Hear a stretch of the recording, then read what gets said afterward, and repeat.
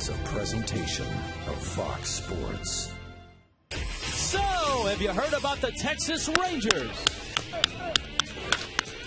Yeah, they can hit, and that makes manager Ron Washington happy. Texas has won 4 straight. So, if you're Ricky Nolasco, you've got your work cut out for you. Ricky's job tonight, cool off the Rangers.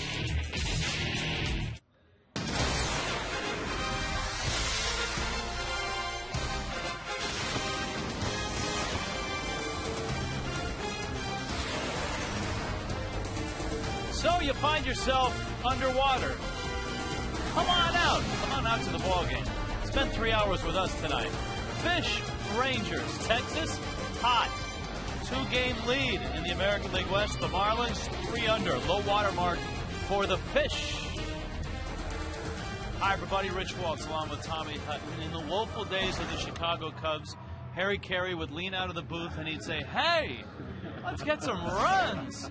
And I think Harry right now, it would suffice if he would lean out and say, "Hey, let's just get some hits right now for the Marlins." Well, it's in one of those periods where the Marlins are really struggling getting hits. I saw that shot of the water. It's kind of the way the Marlins are treading water, too, as far as winning a few, losing a few. Haven't really been able to sustain a nice long win streak. The Texas Rangers have displayed in this series, it's not only getting hits, it's when you get those hits. Yeah, the Rangers have come in here. They came in with a reputation of being a really good offensive club. Well, you know what? We've had a taste of that. We saw Matt Trainer with a huge pinch hit triple driving in 2. We've seen infield base hits, and we've seen base hits up the middle. Michael Young with that driving in 2 in the 8th inning last night. So Texas has lived up to everything we've heard. On the other hand, the Marlins have had opportunities. They've hit some balls well, and at other times they've maybe been a little bit too aggressive. This one, I think a lot of people thought was out, that was hit by Hanley. And then in the 8th inning, Hanley Ramirez first pitch swinging on that breaking ball, double play, not what you wanted to see, even though the Marlins did get a run on that situation. We've also seen some interesting defense by Texas, with Josh Hamilton playing well over into that left center field gap. We saw 2 or 3 line drives hit to Hamilton right in that same spot. It's been a frustrating night for the Marlins the last 2 nights because not only haven't they hit, but they've had very good pitching. Josh Johnson was outstanding. Anibal Sanchez was pretty good last night. Marlins are hoping for more of the same from Ricky Nolasco, who kind of needs a bounce-back start. He really does. If you go back 3, 4, 5 starts for Ricky, he has struggled immensely. In his last 5 starts, he's just 1-3 and an ERA of 8.25. He's given up 42 hits in 24 innings during that span. If you go back his last 9 starts, the other thing that's alarming, the Marlins during that time as a team have gone 3-6 in his 9 starts. He needs to turn it around tonight. Dustin Nippers, ... because he's going to start, but the ...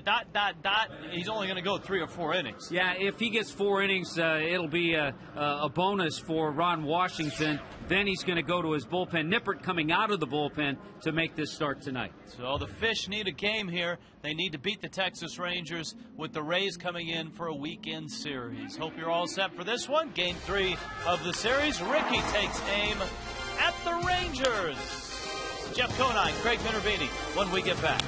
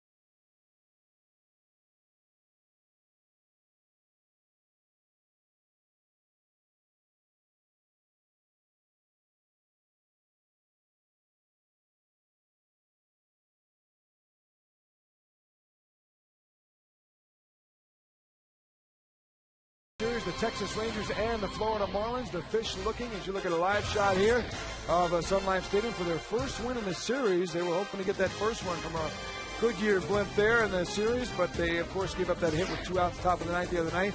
Lost that one. The last night gave up a big hit in the 8th inning.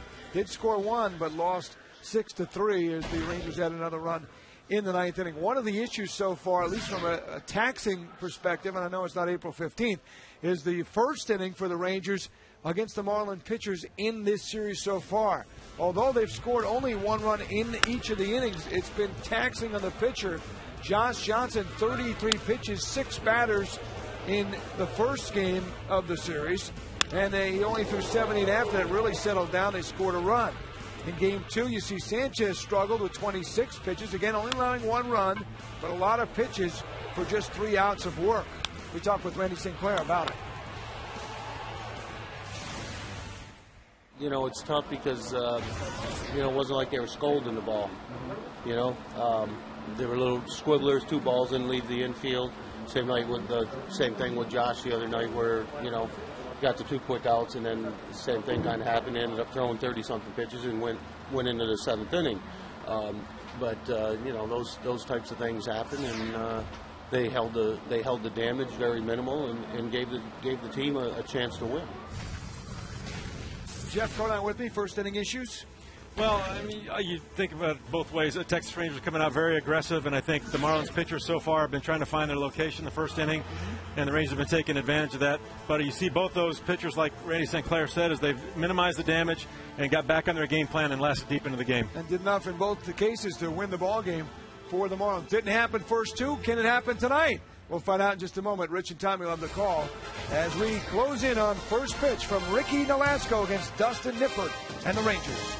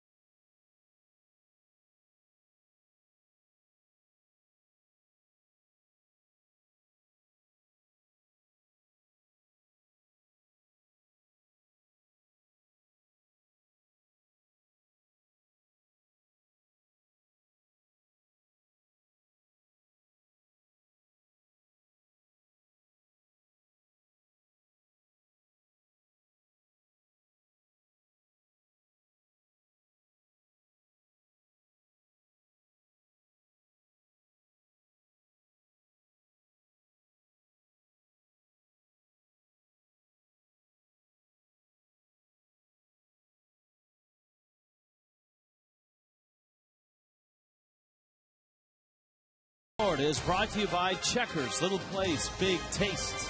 By Geico, 15 minutes could save you 15% on car insurance. Visit us at geico.com or call 1-800-947-AUTO. By Southeast Toyota, Toyota moving forward.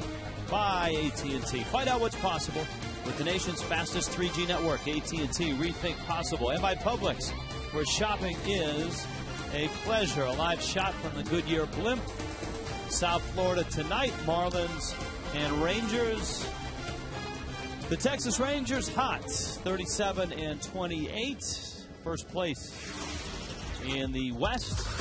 And their lineup looks this way. Elvis Andrus is at shortstop. Michael Young, who set the record last night, the all-time Ranger/Washington Senator hit leader. Ian Kinsler Vladdy's back in right. Josh Hamilton is smoking hot. Justin Smoke is just Justin Smoke. Matt Trainer is the catcher. Julio Bourbon's in center. Dustin Nippers, the starter. Well, we've talked a lot about Ricky and his struggles as of late. His first ever appearance against the Texas Rangers. But he needs to turn it around, and now's as good a time as ever. Elvis Andrus takes a strike. Jerry Meals is calling balls and strikes tonight with Mark Wegner, Dan Iasonia, and Dale Scott out on the bases. Andrus in this series 1 for 8. Rangers have had production from all over their lineup in the first 2 games of the series. Last night they got a home run for their number 8 hitter, Julio Bourbon. Josh Hamilton hit one about 430 feet in the cleanup spot. To right, Stanton turns and reaches up and makes the catch. That's a nice play by Michael Stanton. Not an easy play, especially the first batter of the game. You're trying to get yourself settled out there. And Andrus, you're not expecting maybe to hit a ball quite that far the opposite field. But Mike got a good jump, good footwork, and that's something he works on a lot with Dave Collins. Michael Young, 2 hits last night, a double and a 2-run single. The 2-run single gave him the record and also padded the Rangers' lead. That came in the top of the 8th. Rangers would win the ballgame 6-3. And so Young now the all-time hit leader. Stanton will be tested again. I don't know if he's settled yet. Well, a couple of balls hit well, but Ricky's got himself a couple of outs, and this is the point of the inning that has given Marlins starters trouble the last 2 nights. I don't want to remind you, but 5 pitches, and that was the spot last night. Sanchez, 5 pitches, had 2 outs, and then a ton of pitches from that point on. And you're right, JJ the night before.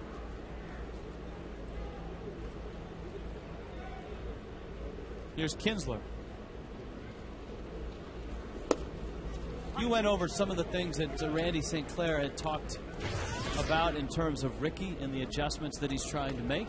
Yeah, you have to keep your eye, and it's subtle, on that upper half.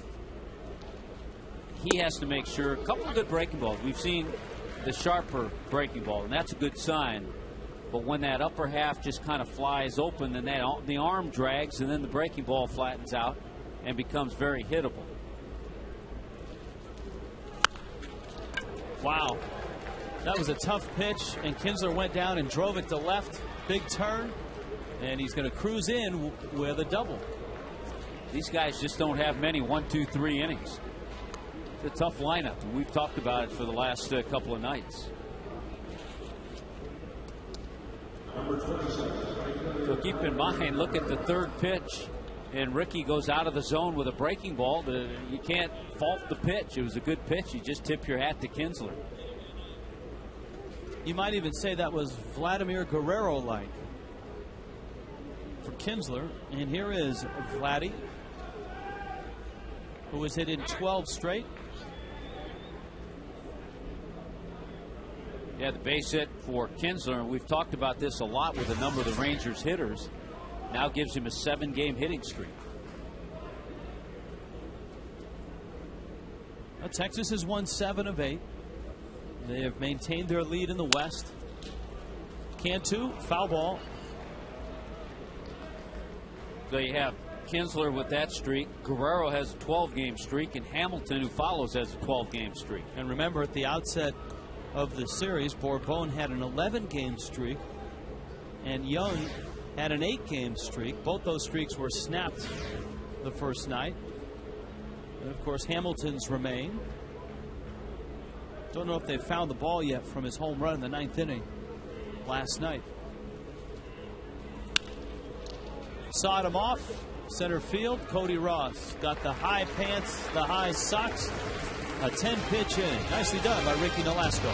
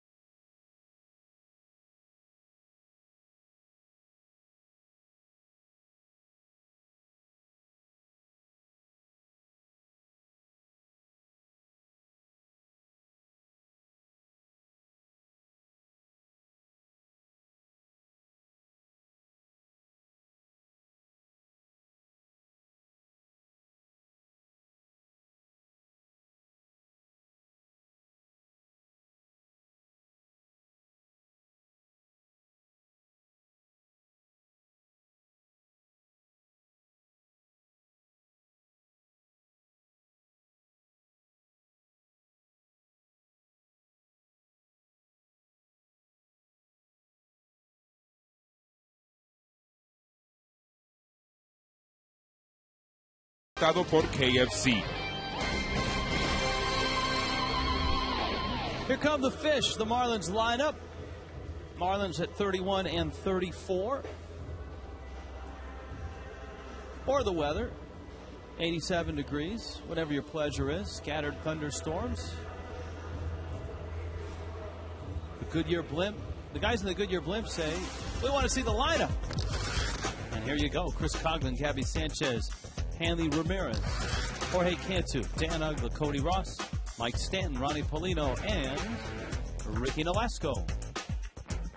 Always want to make the guys in the Goodyear blimp happy. Yeah, you always want to make them happy. Yeah, the Marlins come into this game 17-17 record at home. You'd like to see that get a little bit better. Dustin Nippers, 29-year-old, out of Wheeling, West Virginia. You saw no starts this year. He's been working out of the bullpen. He did start 10 times for the Rangers last year.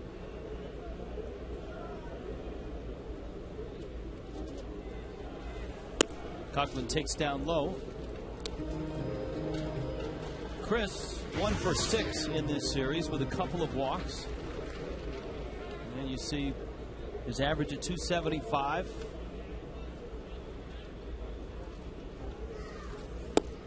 That trainer tried to frame that one. So things have already changed a little bit. The first game of this series, the Rangers haven't scored in the first inning.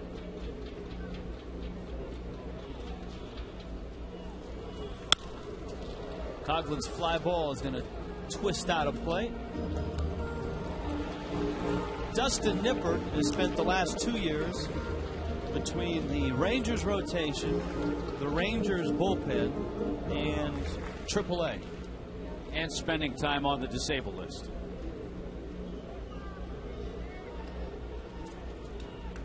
It's that high fastball that pitchers have gone after Coghlan with this year, especially when he gets 2 strikes. You know, they liked Nippert in the bullpen. If you break down his numbers last year out of the bullpen, his ERA was 1.86. As a starter in those 10 starts, it was about 4.5. Ron Washington wanted to slide the rotation back, give everybody an extra day of rest. A little deception. He's a big guy, 6'8", and a little deception with that delivery. He has good fastball, and you know when you're 6'8", you have that big power 12-6 curveball. Seen mostly fastballs though from him.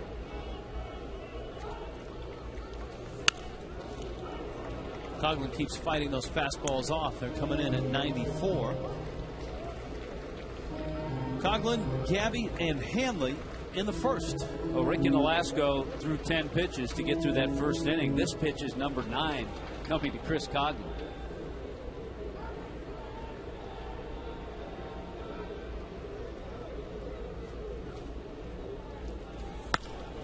Another fastball, and that line drive is going to nestle into center field for a base hit. Well, he just muscled a 96-mile-an-hour fastball, stayed with his swing. Notice how he just kept fouling off pitch after pitch.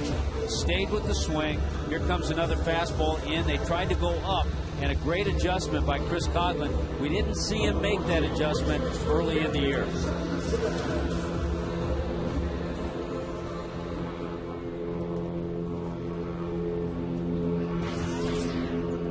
Here is Gabby Sanchez. That noise you hear above is the Goodyear blimp. Corky is in charge. And apparently Corky is a Rangers fan. Yeah, adios Corky. There's some weather around in this area. Yeah, the blimp and weather, they don't go together. But thanks for the shots. Oh, there's the weather. Steer clear of that. Jose Herrera is our cameraman up there.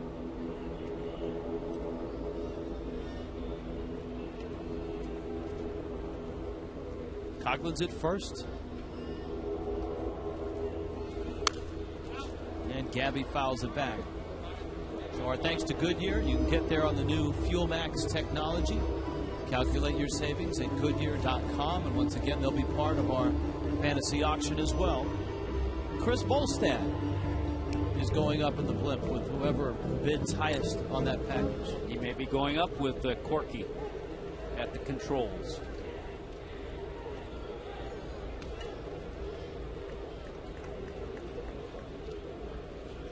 Coughlin has 7 stolen bases this year. You've got certainly a different catcher behind the plate tonight than the Rangers did in Game 1. And in Game 1 of this series, the Marlins ran, and they ran a lot. They stole 3 bases off of Max Ramirez. A trainer, a much better receiver, a much better catch and throw guy.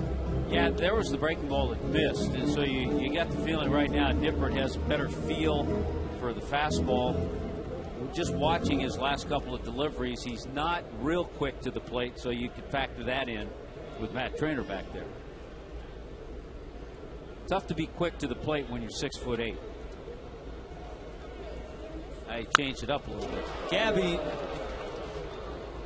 jerks it foul. Interesting. He changed up his delivery and threw a changeup. Well, but that's always something as a hitter you notice. Yeah. If the delivery changes and he's consistently throwing the changeup with it. Yeah, he gave a little quick pitch, a little slide step to the plate, and in doing so, he threw the changeup. Gabby's on a nice run. His average up to 284. Cogs has a better lead, and now he's chased back.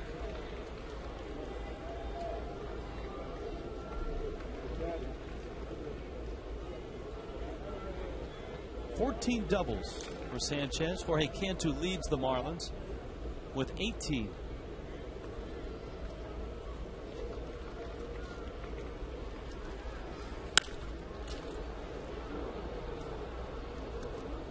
Well, the first 2 hitters are certainly getting their money's worth in terms of swings. Nippert has thrown 14 pitches between the 2.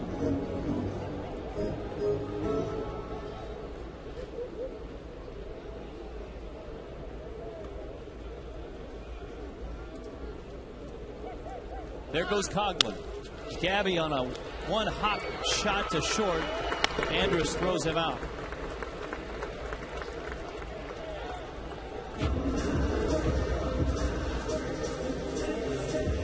Home Depot brings you our defense tonight, doing more on defense. Look at that. We see Hamilton way off the line. We check in with Craig Minervini. Craig? Talked to Ron Washington, the manager, about that last night. You could see where Hamilton was. He was around the 1997 mark in left field. Last night for Paulino, at one point he was at the 2012 mark, which is probably 10 or 15 steps over it. Now, with a runner on second, they do alter their location. Carlos Tosca said that he has talked to Craig Counsell, who told him a while ago that Mike Maddox, is the pitching coach, is the best outfield positioner in baseball. And Maddox, along with Gary Pettis, who handles for the Rangers, believe that going to the gaps is where you get beat, and they'll give you the line. They go over, Carlos estimated 15 or 20 steps to right center, more than the average team will face the Marlins this year. Give them the line, play over a little bit, and with Coughlin, you'll notice they go right to the line. Now, they've changed it up with each hitter, obviously, and here you see Hamilton is much further to left field on the left field line than he was for Gabby. Well, you know, if there's an early nominee for Coach of the Year in the American League, Maddox is mine because of what the Rangers have done with their pitching staff. Texas, it's such a great hitter's ballpark, but right now they're 5th in ERA, 2nd in batting average against. And so much of that, positioning-wise, has to do with the control and with the pitcher on the mound. If he doesn't hit his spots, then the defense isn't going to be in the right area.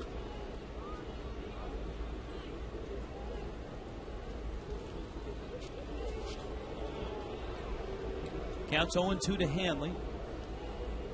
It's been a frustrating run for Hanley with runners in scoring position. His average right now at an even 200. He was 0 for 3 last night with runners in scoring position.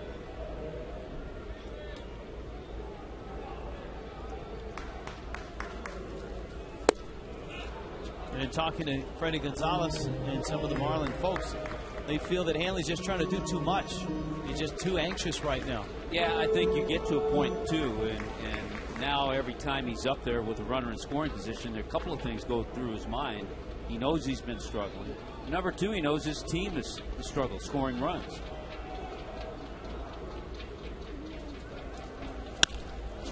Ground ball. Smoke with a difficult pickup.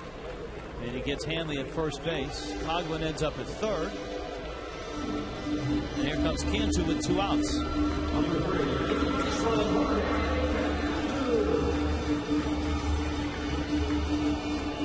Cantu starts a string of hitters in the lineup that the last 2 nights have really scuffled. Cantu and Trainer saying hello. Cantu 0 for 7. Then you got Ugla 0 for 5. Ross 0 for 8. And Stanton 0 for 8. Add them up, 0 for 28 in the last 2 nights.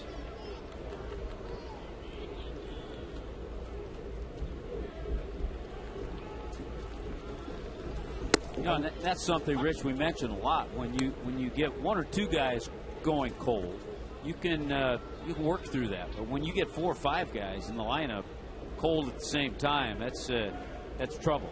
I would say of that quartet, Cantu probably has had the best swings the last 2 nights. He's hit some line drives at people in the outfield.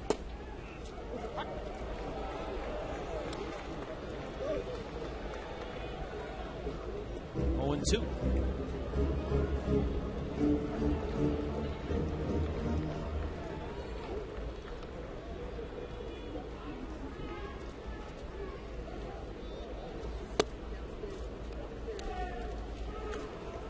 Nipper touching 97.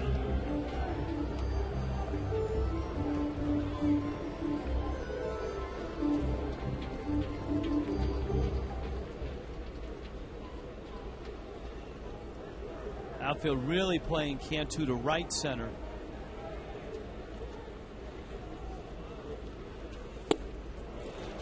And Nippert strikes out Cantu. Marlins leave Coghlan at third. Scoreless are the Fish and the Rangers.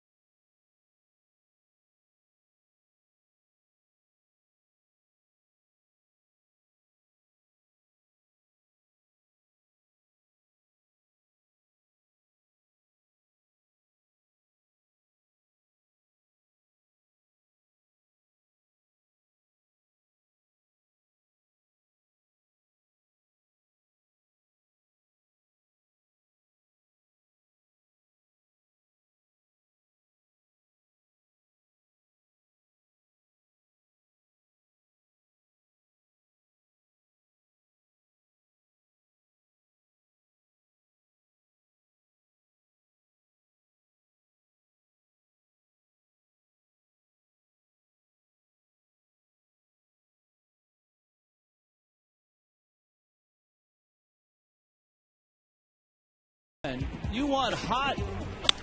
Josh Hamilton has been hot in this series. The Marlins just haven't been able to get him out. Look at the 12-game hit streak.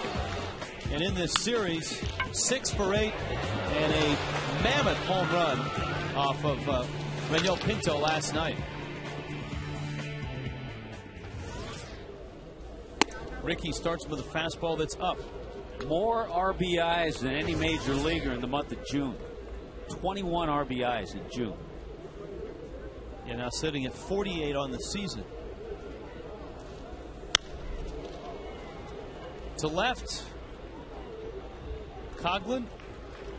And a nice pitch. Had him fooled with a little changeup. Here is Justin Smoke. You got Matt Trainer also coming up as interleague play continues all around baseball tonight.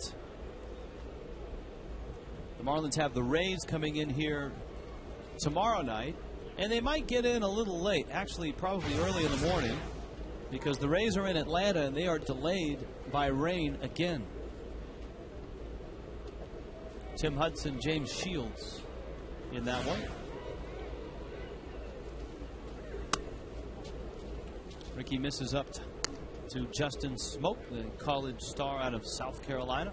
You know, as hot as Hamilton is, Smoke is cold. Say that again. As hot as Hamilton is, Smoke is cold. So far, a couple of good changeups. Ricky threw one to get Hamilton, and that last one a good one. Uses that split, so he gets a little dive bomb action to it. Ricky with a nice reaction and flip over to first. So Smoke now 0 for his last 16. But Tommy, where there's smoke, eventually. Where there's smoke, there's Trainer. Here is Matt as Trainer comes up. He was 1 for 5 last night with an infield hit. And of course, he had the big blow with 2 outs in the top of the 9th on Tuesday night. The pinch hit triple that changed the ball game, drove in 2, gave the Rangers a Game 1 win. Yeah, you think about some of the production they've gotten from the bottom part of the order. The home run by Julio Bourbon. Trainer's big pinch hit. This game is a funny game in a sense that when the Rangers went to spring training, a lot of people wrote that Texas has as deep a catching core of good young catchers as anybody in baseball. Jared Saltalamacchia, Taylor Teagarden, even Max Ramirez. And so here we are in mid-June, and the guy that's getting most of the work is our good friend Matt Trainer. And when Saltalamacchia had an injury issue and then throwing issues, the Rangers made a quick trade to get. Yeah, Trainer was with the Brewers. Yep, to get Trainer from the Brewers. That's where he went to camp. And Matt, on that pitch, lines it into left field. He looks healthy, and that's one of the things in watching Trainer. You go back to that 2008 season with the Marlins. He really limped through that season. His hip was an issue. He had some other injuries that he played through. You won't meet a tougher guy in that sense. When he got to Detroit last year, broke camp with the Tigers as their backup. The injuries were just too much for him to overcome. And it was Jim Leland that literally took him out of the lineup and said, look, go get that stuff fixed. That's when he had the labrum surgery on his hip. Julio Bourbon, the pride of Starkville, Mississippi, where his father was a professor at Mississippi State. Tommy, have you been to Starkville, Mississippi? I never have. I know you have. I have many times. It's a great college town, a terrific college baseball town. A former a couple Texas Ranger greats played there, right? Rafael Palmeiro, Will Clark. That one fouled back to the screen. No, all the way back to the screen. Yeah, that was too far out of the zone to be touched by a bat. That one just got away from Ricky Nolasco. Wild pitch. 1 ball, 1 strike. That target is down. Here comes the pitch, and it just totally gets away. Ronnie can't quite get up. That's a tough play for a catcher to get up on that fastball that's that high. So Ron Polk was the great coach at Mississippi State. Ken Lee, our college baseball expert, working on that right now. There's Ricky with a good pitch. Well, good to talk college baseball with the College World Series coming up starting this weekend. Florida opens with who? UCLA? UCLA. I think Florida State plays earlier in the day. believe Florida State plays TCU. 1-2 coming. Breaking ball misses outside. Bourbon was raised in Starkville up until his high school years. Then he moved back to the Dominican Republic and went to high school in the Dominican, and then came back and played at the University of Tennessee.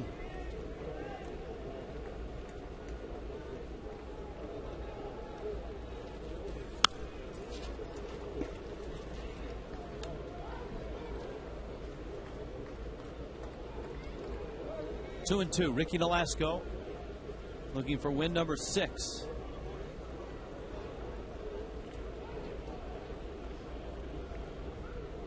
Trainer in scoring position. Bourbon's first homer of the year was last night when he dropped the barrel on a low and inside pitch against Anibal Sanchez in the second. This one ends up with Ugla, who's got the high Sox going. And we'll see him at the plate as the Marlins go to work. Scoreless game.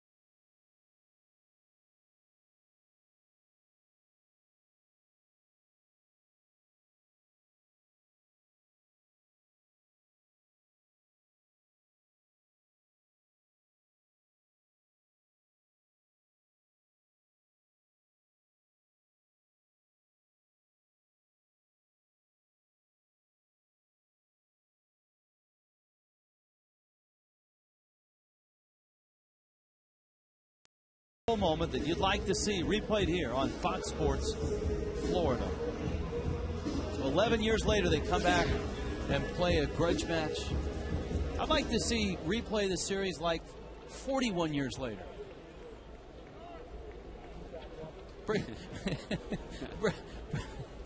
Yeah, maybe not. Here's Ugla, Cody Ross, and Mike Stanton, and there are slump busters. And indeed, as a player, you change the route that you drive to the ballpark. You change your sleeves underneath. And it looks like Ugla's gone the route of the hide pants and lots of black on the socks. I think he's tried to take a page out of Cody Ross, who will go with this look at home. But if you notice, when the team goes on the road, Cody will have the pant legs down a little bit. Ugla could not check his swing.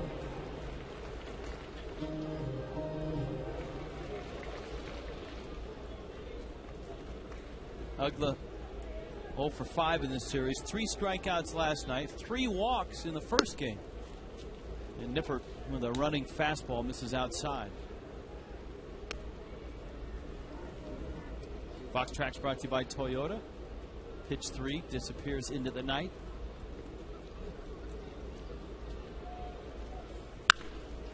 Ug's got a changeup and ripped it foul. It's 2-2. The thing is about players and the superstitions, you know, if Dan Ugla gets himself a couple of knocks tonight, drives in some runs, then we'll see this look tomorrow night.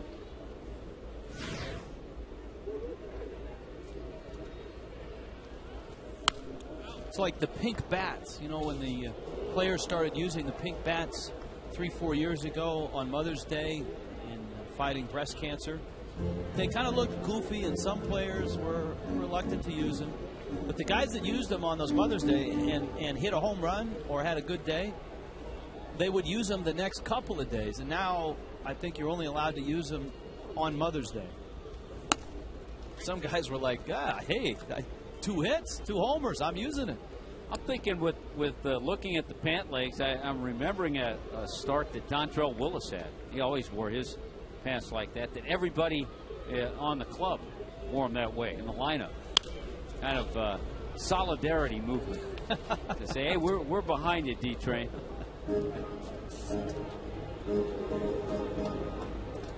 Well, Uggla's battling right now. Ross is right behind Uggla. And you know, if Uggla and Ross go off with the socks up like that, there's going to be a few other guys that follow. Oh, yeah. 3-2. Breaking ball. Uggla in the left field. It's the socks. It's the socks. It's the look. That's the old-time look. Of course, then again, Dustin Nippers has this look, too, on the mound. But it's a change for Dan Uggla. You know what? When you get a breaking ball out over the plate like that, good to see Dan stay back on it and then just accelerate that ball the way he does.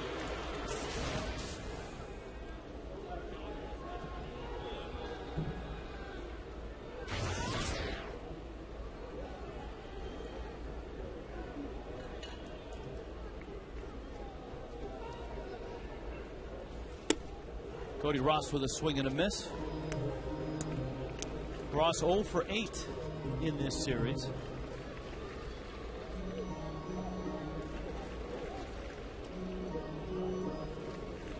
Cody's woes go back into the Tampa series.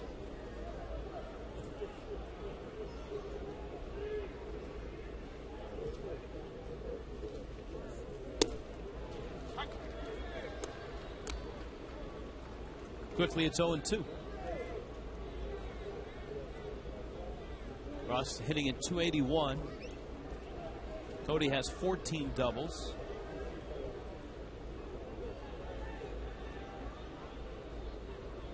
These are the guys, though, in the part of the order you want to see start coming alive a little bit, just like that. It's the socks. There goes Uggla around second on his way to third. If I'm Mike Stanton, I'm hiking my pants up right now, so I get that same look. We've actually seen Mike wear his pants up. Batting practice he does, but he's staying with the look. But Dan Uggla and Cody Ross got it going tonight. Good swing on an 0-2 pitch. And a couple of well-hit balls, and this one chases Uggla over to third. That's the swing that had Cody hitting well in the month of May and in early June, is that swing up the middle or to the right side, just spraying line drives. So here is Stanton.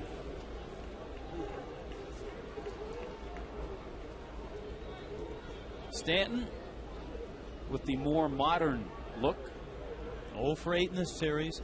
4 strikeouts. Around town the last couple of days, people have asked, what's up with Mike Stanton? He's looked like a rookie up there. And there are going to be stretches where he is going to look like a 20-year-old. And there are going to be stretches where he looks like a veteran hitter like he did in St. Pete. Outside corner. And then, of course, you look at Stan 0 for 8 the last 2 games. But as we've noted, you go right back up the lineup. Ross 0 for 8, Uggla 0 for 5, Cantu 0 for 7. So Stanton had some company.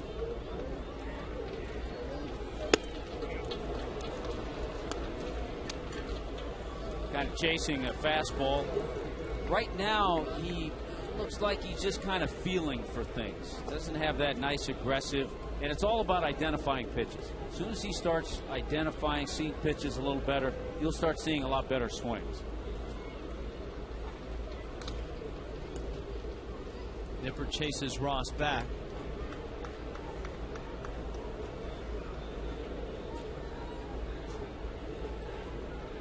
Stan has driven in 4. He has a triple and a double. Has yet to homer in his big league career.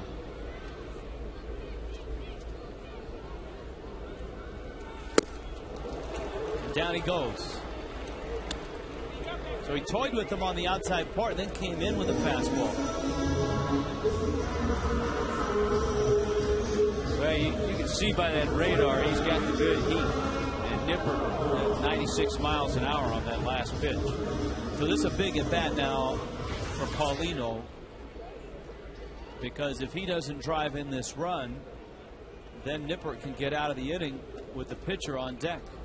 No slight to Ricky, but he'd be thinking the same thing if he was on the mound.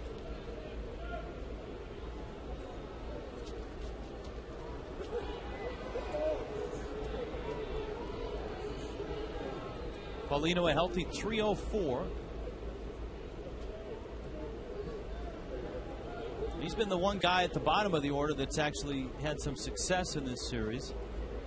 He's had a hit in both games, 1 for 3 on both nights.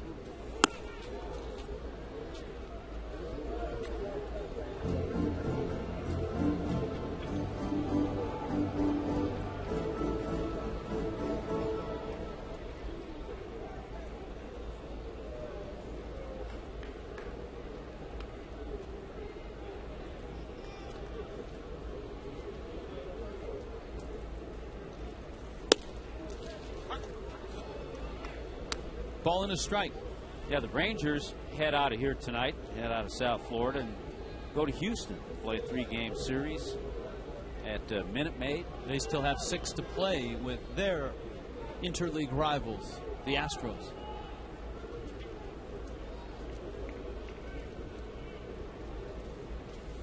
It's going to be an interesting series for Nolan Ryan as the president and reportedly going to be part owner of the Rangers, and having pitched for both clubs.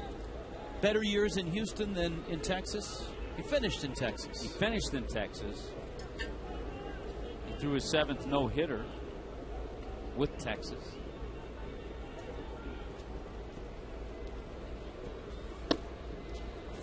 Ronnie takes that fastball on the outside corner. Now it's 2-2. Dustin Nippers has been having success with that fastball. He's also thrown a lot of pitches, though. He's at 42 pitches already.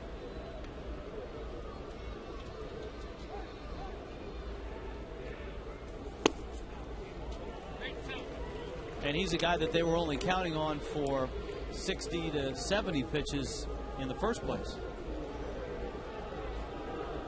So it will be an active bullpen tonight for the Rangers, and it's a little different being in a National League ballpark with the pitcher having to come up and hit. Yeah, Nolan Ryan pitched 9 seasons with Houston and his last 5 with Texas.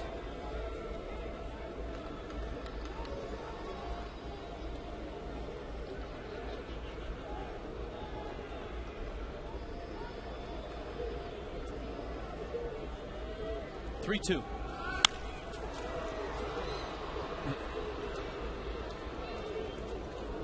That's going to send Cody back to first base. You look at Nolan Ryan's career, he won 324 games. He made 773 starts. He finished 222 of them. You talk about pitch counts. I'm sure they didn't, at that point, pitch counts were... Oh, there were games early in his career when he was with the Angels. They said he'd be over 150, near 200 pitches.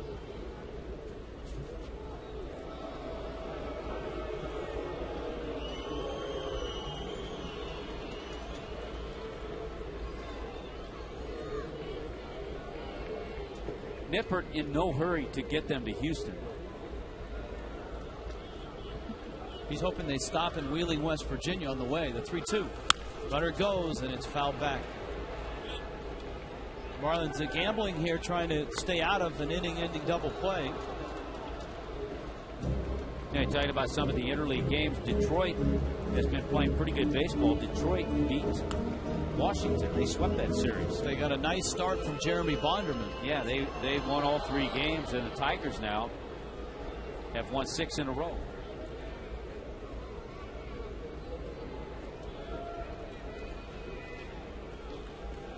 Cody running again. Paulino cranks it left center field. Nobody playing there. It'll score Ugla. It'll score Ross. And Paulino crosses up the shift and drives in two. We've been talking about where the Texas outfield has been playing. If they play Paulino straight up, that ball's probably caught by Bourbon. Well, what a great at-bat by Ronnie Paulino. He kept seeing fastballs, and even with Hamilton well over into left center, he opens up, gets his hips open really well. It's our checkers double of the game. It's almost in center field, and you see who grabs it first. It's Josh Hamilton, the left fielder. That's how far over he was playing. But with Cody Ross on the move, of course, Dan Ugla scored easily. Cody was able to score, running on that pitch, scored all the way from first base. That's a big one. That's something the Marlins have looked for and needed in a few games. Maddox on his way off the diamond after visiting with Nippert. Nobody up yet in the Rangers bullpen. And again, we couch that with the fact that Nippert is making sort of an emergency start, and they are hoping for 3, maybe 4 innings out of him. Velasco. And Rich, we're seeing a little bit of a trend. The guys who have been a little more patient maybe and seen a lot of pitches. Chris Coghlan saw 9 pitches, he singled. Dan Ugla saw 8 pitches, he singled. And Ronnie Paulino, that was the 8th pitch to Ronnie on that double. Ricky into left center. It's not going to score Paulino. He got a late start on it. But Velasco has a base hit. Ricky says, I'm a pitcher. I don't need to be patient. If I see it, I hit it. Yeah, I see it. I'm going to swing his 3rd hit of the year. And keeps things going in the inning and really sets it up nicely for Chris Coghlan. Big breaking ball. Didn't quite bite and get down far enough, and Ricky got a pretty good piece of the bat on it. Ronnie had to hesitate a little. He wouldn't have scored anyway.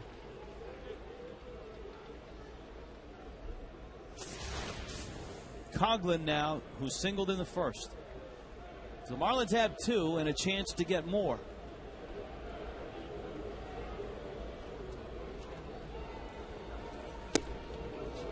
Nippert starts him with a changeup.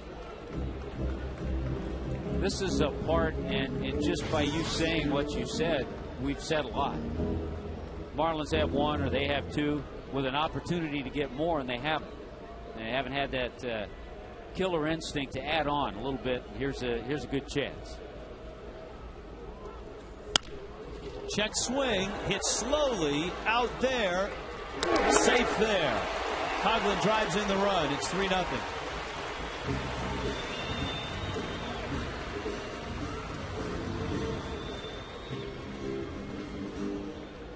Good enough and hit softly enough that the Rangers couldn't turn the double play. Coghlan wanted to hold back, but hit the ball, but it got by the pitcher. Once it got by the pitcher, you knew they weren't going to turn 2, and Ronnie was able to score. Wouldn't be surprised to see Coghlan on the move here. We have seen that Nippert is not that quick to the plate. There are 2 outs in the inning. And you'd like to do it early in the count to give Gabby Sanchez an opportunity to drive him in.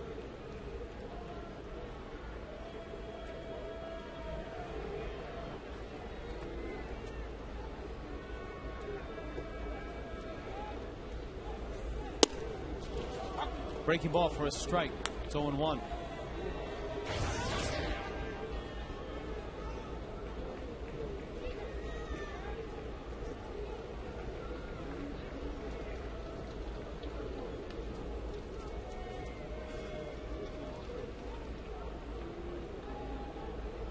There goes Coghlan. Gabby lines it into center field. Base hit. Coghlan makes the turn on his way to 3rd. And the Marlins are knocking Dustin Nippert around. Up comes Hanley with runners at the corners and 2 outs. Well, Gabby got a breaking ball. You know, when you see hitters get that breaking ball, even if they maybe get out front with their feet, if they keep their hands back, they can have a good swing. Good swing by Gabby on that breaking ball for our emailer the other night. We like to stay consistent.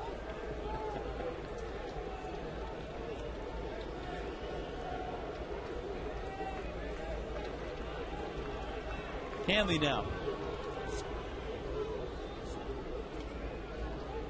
Hanley had Coughlin at second base in the first, and he had a sharp shot between Smoke and Kinsler between first and second that Smoke nabbed.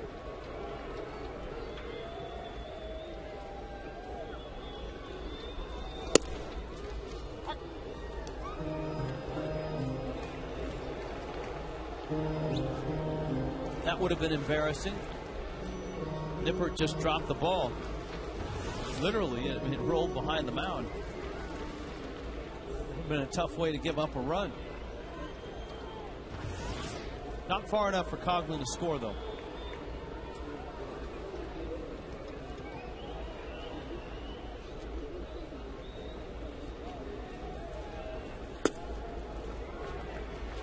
Ball and a strike. Whoops. Look, you see, Trainer's ready to block the plate. He's already in front of the plate. Instincts.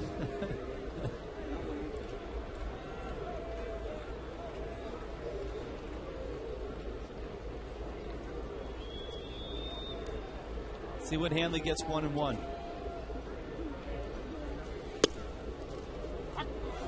Strike. It's 1-2.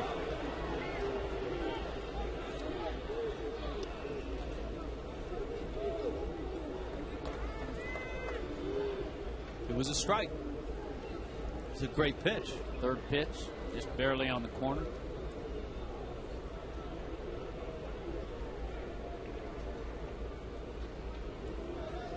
Coughlin and Gabby on the corners.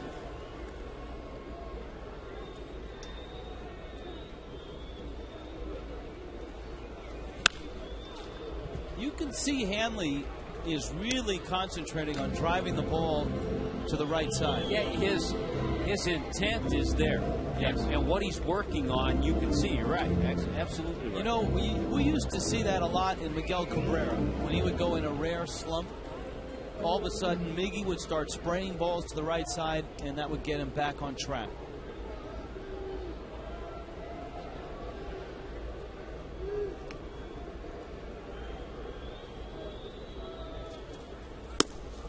Struck him out.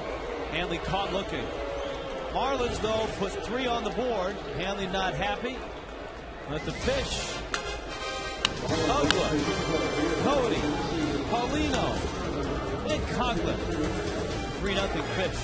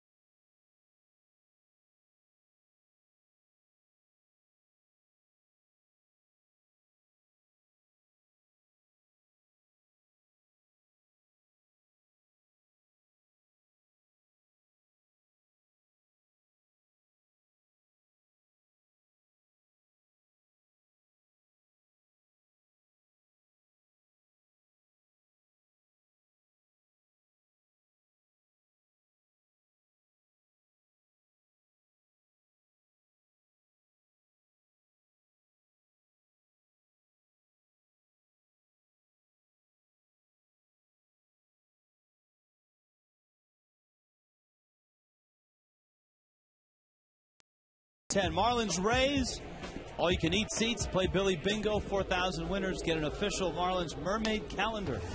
Courtesy of Supercuts, 1-877-MARLINS, or visit marlins.com.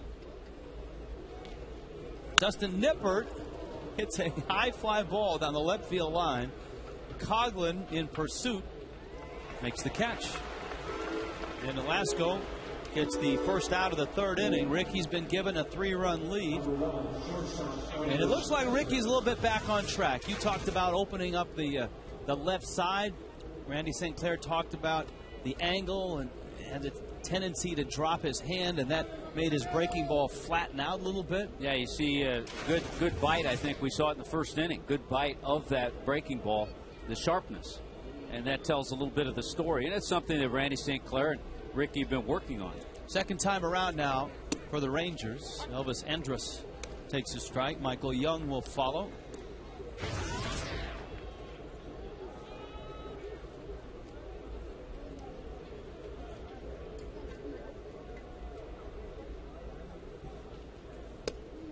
There's the sharpness. There it is. You can see the downward bite on it.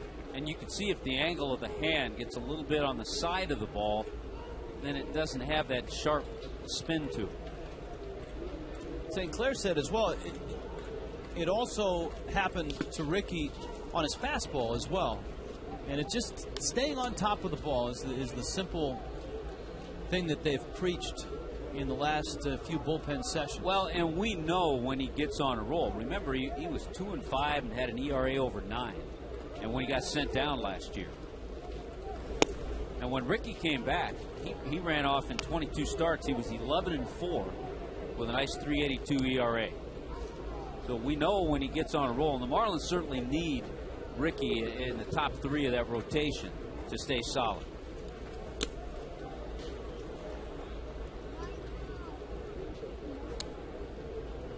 Marlins rotation has been the least of their issues this year. And that's, I think there's 2 ways to look at it. It's frustrating because you get good starting pitching. You feel like you should win ball games.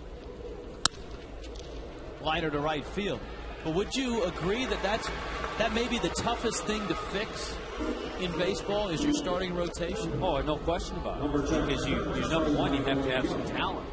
And if you don't have talented starters, it's real tough to fix. So the fact that the Marlins have the talented starters and they are pitching well, if they're going to jumpstart this ball club, then they're probably in better shape than, say, another team, maybe like Milwaukee, who is having issues with everybody except Vladimir Guerrero.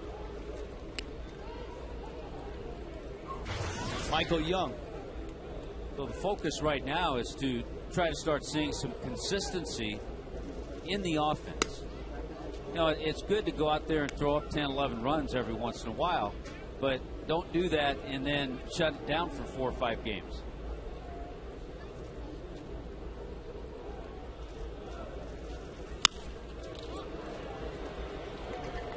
Douglas says, I'll take this one.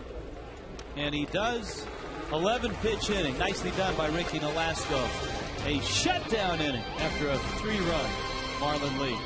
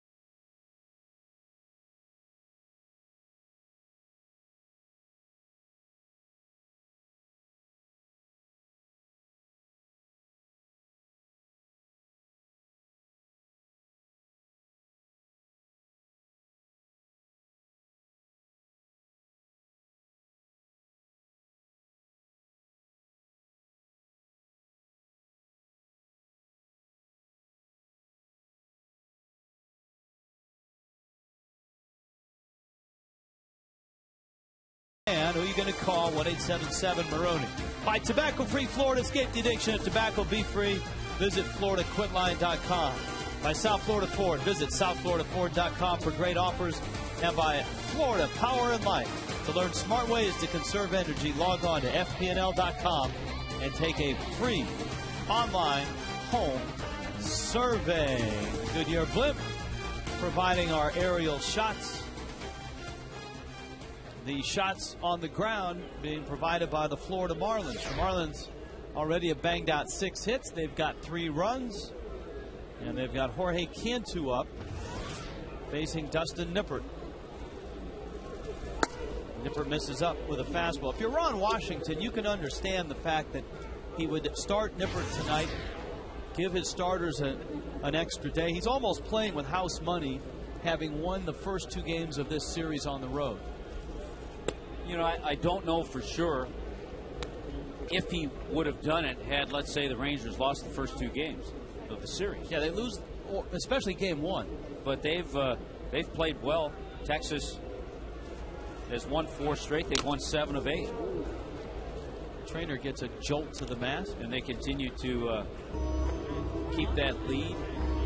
2-game lead now over the Angels. Hey, what's up with Misty? When the Rangers are out of town, she comes into the booth and is friendly and all that. But when Matt's in town and the Rangers are here, she's sitting behind the dugout. She was focused. She was. She was focused. No, always a good friend.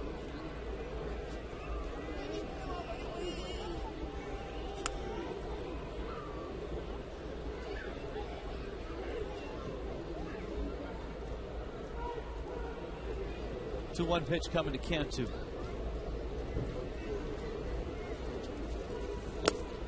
That one bounces up there. Well, it's been a contrast in starting pitchers. Ricky has had low pitch innings, 36 pitches through his 3 innings.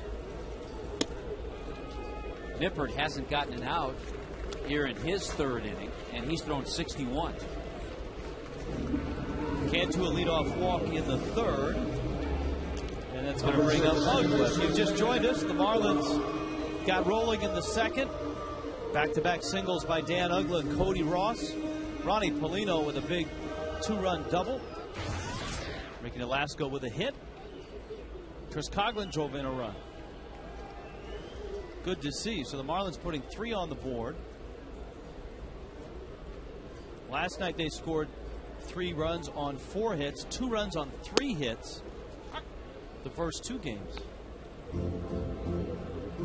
Lexus, our leaders of the game. Ugla's still up there in runs scored, 2 shy of the league lead. At JM Lexus, price made us #1, 18 years running. Click jmlexus.com to find out how.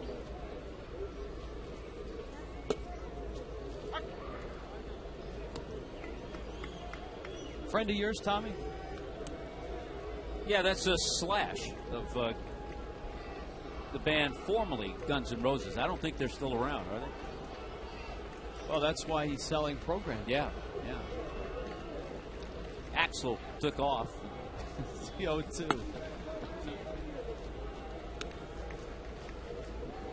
1-2.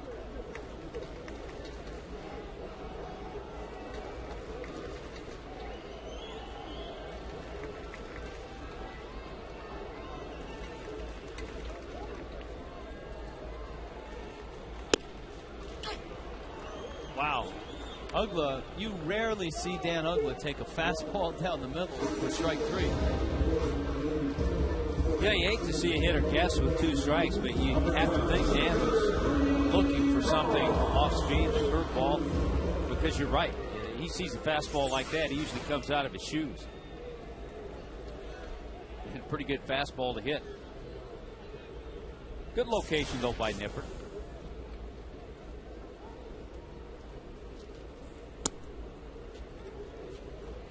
Cody takes outside.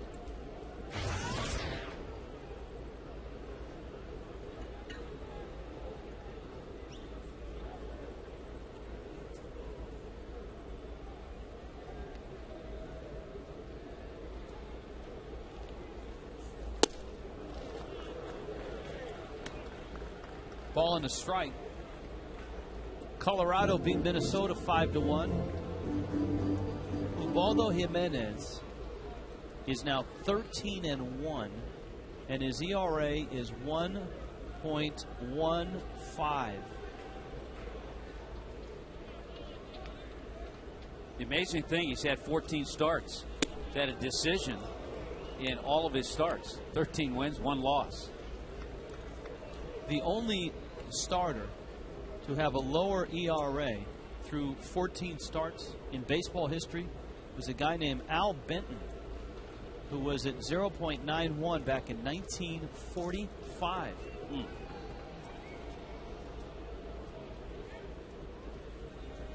And you're talking the war years where a lot of talent was off serving their country.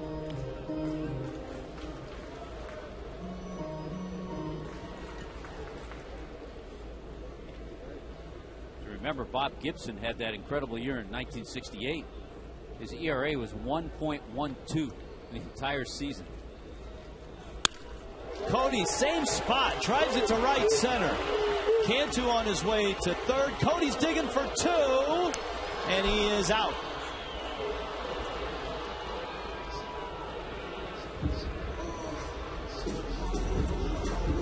So there are 2 outs. Cantu resides at third base, but that's a big out to get for the Rangers. Yeah, it sure is, because if not for the out, all of a sudden, if Cody stays at first, you have first and third and 1 down. Great swing. He's continued now for 2 at-bats to find that gap in right center. A great swing, but a bad decision to try to stretch it in 2. He had to play in front of him. This is his choice. And Guerrero, I think that's why he did it. Guerrero hasn't played a lot of outfield. And for Vladimir Guerrero, who DHs most of the time, just his 4th start in right field. He can still throw, though. And I think you saw in that play a glimpse of what Vladimir Guerrero used to be like as an outfielder, a guy that had a strong arm. But I would imagine if you talk to Cody, that was factored into him trying to go to second base, the fact that it was Guerrero. Mike Stanton lost his bat. And he's behind in the count 0-2. Now he's seeing fastballs, more fastballs, and a couple of swings that he's not really had good swings. That wasn't a bat lazily going up in the stands. That was a laser beam. That had a lot on it. This is the testing time now for Mike Stanton. Had all the success in Double-A. 21 home runs, 52 RBIs, hit 311. He hasn't had periods of time like this. 0 for 8 in the series, 0 for 9 now. Went up with a fastball, and Stanton popped it up. Kinsler makes the play. Marlins leave a runner at third, add 1 thrown out at second, still lead at 3-0.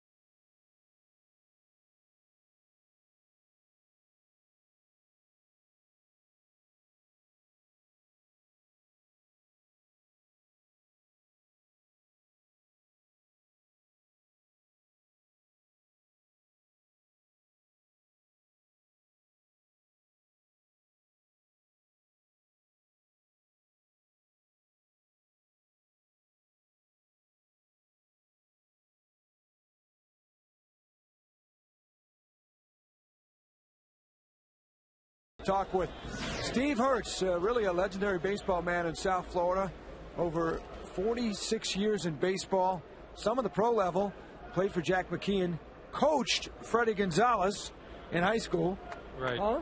Yeah, we coached Freddie, and we also coached Gabby Sanchez's father. Gabby's father, Roberto Sanchez, and Steve, who was a catcher in 1971 at Carl Park High School. We see him here a lot. Steve actually played a little bit of the season 64 for the Colt 45s, and is in the news here because he's retiring after 26 years of coaching at Miami-Dade College. So congratulations, first of all. Thank you very much. Appreciate that. Hard to leave the game?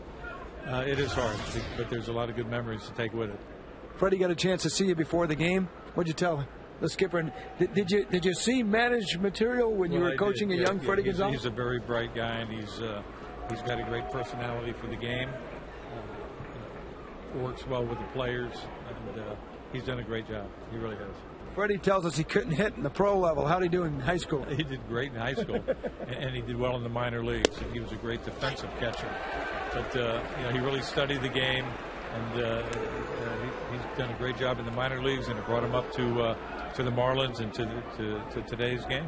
Hey, Steve, what about the Colt 45s? What do you remember from there? Was that the first year the Astrodome opened? When you were there or not? When I was there, it was actually the last year at Colt Stadium, which was in 64, and the Astrodome opened in 65. Your thoughts on watching the Marlins ball club here? The Marlins are very competitive. They've got very good starting pitching. They've got a very good offensive team, and it's a long season. It's also a long drive, too. It is a long drive. As Vladimir Guerrero, we've seen that before. But they're very competitive. They're playing in a very tough division, and it's a long season, and still high hopes for the Marlins. Congratulations to you and all your years of baseball service. Thank you. You also played for Jack McKeon in 1968. Jack was smoking cigars then, too, I bet, huh? He was smoking cigars. He was a young manager, but the same type of guy. Great to play for, and a very good team back then. All right, Steve, good to see you. Congratulations. Thank you, Greg. Appreciate it. All right, guys, back over to you. That was a nice job by Steve, working in the long drive there. Oh yeah, it didn't take him long, all his years of coaching, to surmise that ball was a long drive by Guerrero on a breaking ball, and we've talked about how he'll hit just about any pitch. 15 home runs on the season now. Guerrero extends his hitting streak to 13 games. Josh Hamilton is 0 for 1. 3-1 Fish. Ricky has been able to tie up Hamilton.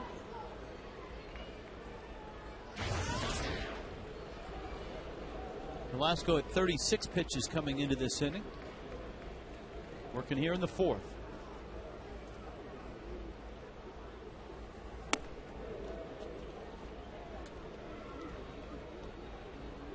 One and two. There's still life left in Vladimir Guerrero. Good sharp breaking ball, and it's a nice comeback by Ricky. He threw a breaking ball that Guerrero hit out of the park, and he came back and struck out one of the hottest hitters in the American League with a breaker. And he also struck out Kinsler to start the inning with a good fastball on the inside corner. Let's do the phone thing and flip that. All right. Shall we? Name the former Marlin now serving as a Rangers minor league coach.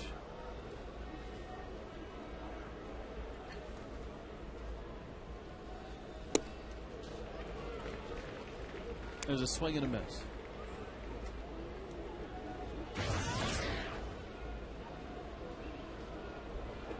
Well, let's see if we perused the Rangers media guide.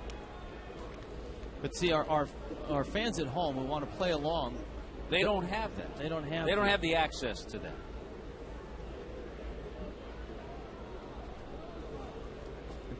Here's the 1-1. See, when our crack staff talks back at us, and you at home can't hear it, it's probably a good thing that you can't hear it. Take a shot in Gainesville for that. 1 and 2. To Justin Smoke. A lot better stuff tonight from Ricky Nolasco, and that is good news.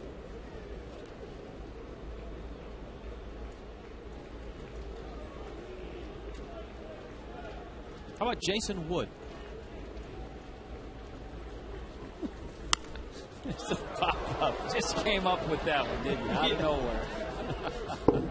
Well, I mean, if they want us to play along, I mean, we can name 400 Marlins and finally get it right.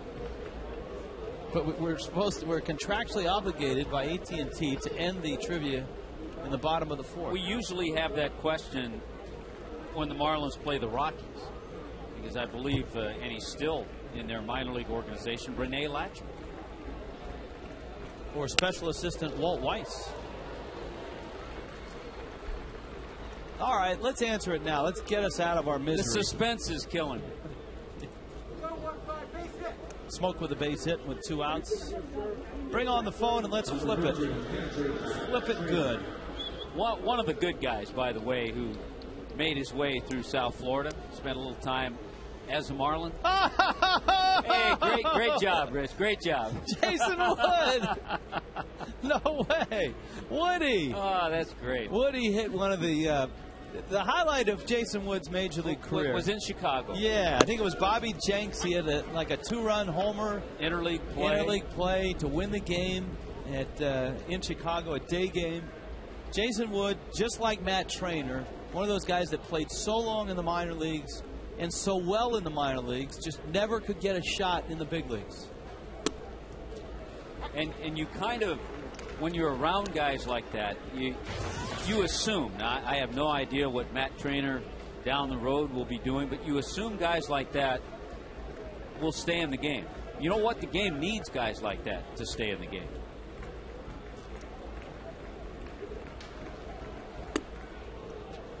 Pitch misses inside. Well, I mean, it's guys like that, like Trainer or Wood, or even Freddie, or Jim Leland, or Jack McKeon, the last 3 who never played in the big leagues. Guys that really didn't have the talent to get to the big leagues, so had to maximize that talent and learn everything they could about the game. Well, and that's why a lot of your great managers have been guys who either didn't play at the major league level or who had minimal careers at the major league level, just because of what you said. They had to learn the game. They had to learn all the little things of the game to just make themselves a little better.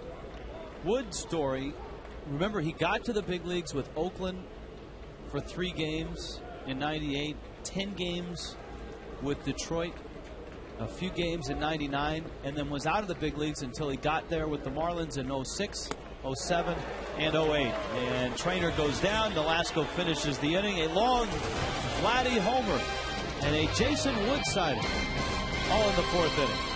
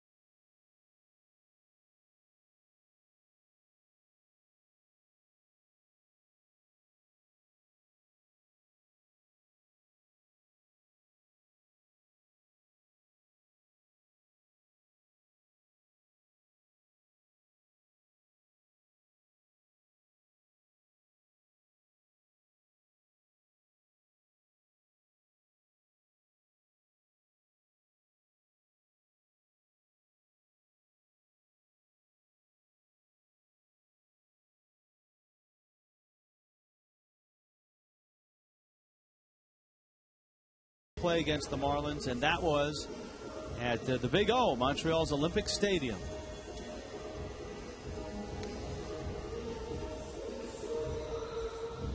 Vladimir Guerrero, a nice run with the Expos.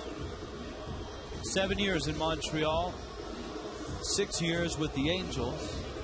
And this is first to Texas. And just watching him this year, Tommy, if they DH him for the next 2 or 3 years, he's got another 2 or 3 years left.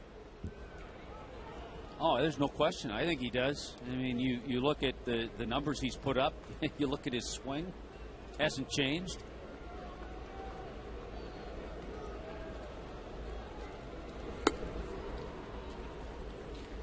Right, now this guy throws hard. Alexei Ogando.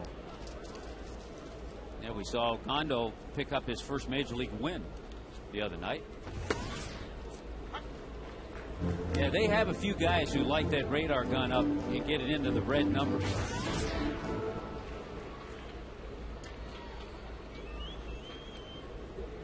Ronnie Paulino, his double was, I want to say, in the gap, but it really wasn't. It was close to straightaway center.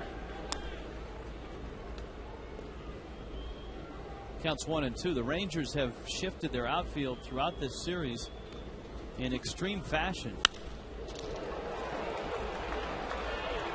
Vladdy is out there and he makes the catch. And more times than not, it has worked out. I'll bet you, if you talk to Vladimir Guerrero, yes, he's been a successful DH. He enjoyed it. But I'll bet you, he'll tell you, he enjoys getting out there and playing defense and hitting and playing defense, playing the entire game. You know, after a few games in a row, he'd get tired, his knees would start to burn a little bit. But I guarantee he's having fun out there playing right field. Do you think that's true about all designated hitters, or were there guys like Harold Baines and Edgar Martinez that said, you know what? No. Just let me hit. No, not true about all of them. But you just watch him, just to see the way he's enjoying himself out there.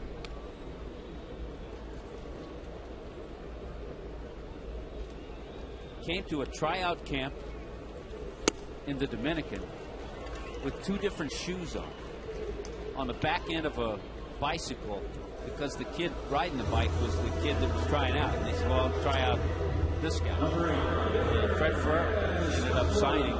After they saw his arm, they played an inter-squad game, and he pulled his hamstring running up the line, so they really never saw him play much. But they saw him throw. And he had 2 different shoes on when he ran the 60. It's a great story. He was 16. That is a great story. Chris Coghlan spins away from that Ogando fastball. That really wasn't that far inside. It was just up.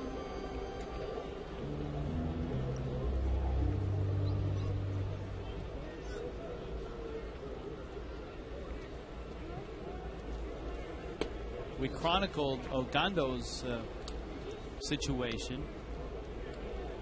He was banned from the United States. He could not get a visa after he was involved in a human trafficking situation in the Dominican Republic that had to deal with illegal marriages. Coghlan did not like that call. You could see him cock his head a little bit.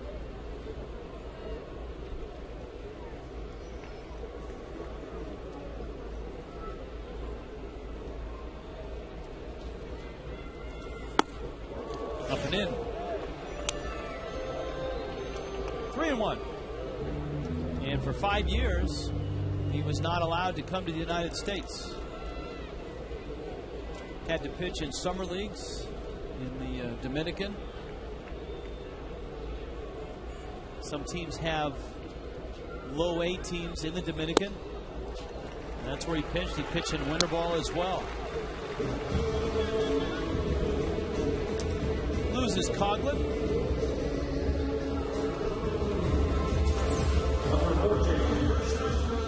Box tracks on that last pitch. You saw pitch 3 actually was a strike, the one that Coghlan wasn't all that pleased about. Yeah, he was all over the place in his pitches to Chris. And again, you have that situation with 2 out. See if Chris takes off. Remember, he was running in the 2nd inning, and Gabby had a base hit.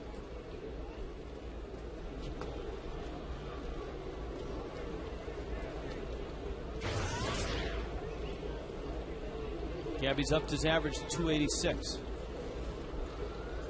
He's quietly put himself near the top, at the top in some cases, of the rookie marks. Who's leading in doubles with 14.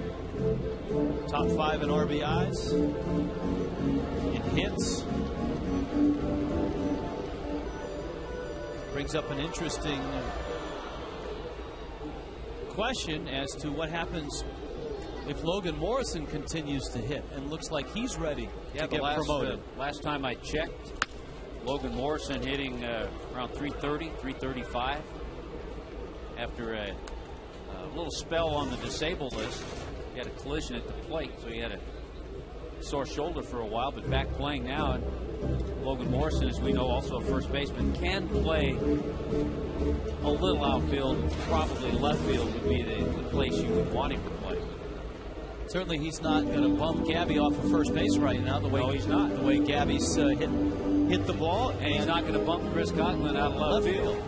Or Mike Stanton out of right. But it's a good situation to have. He's a left-handed bat. Yes. And that's something that I think down the road the Marlins certainly need.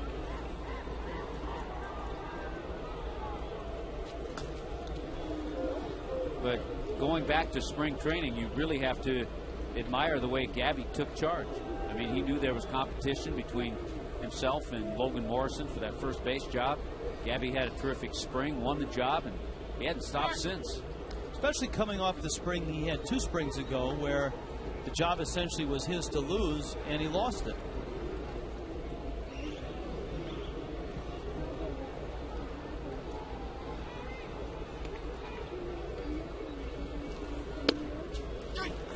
Struck him out. Ogando has nasty stuff.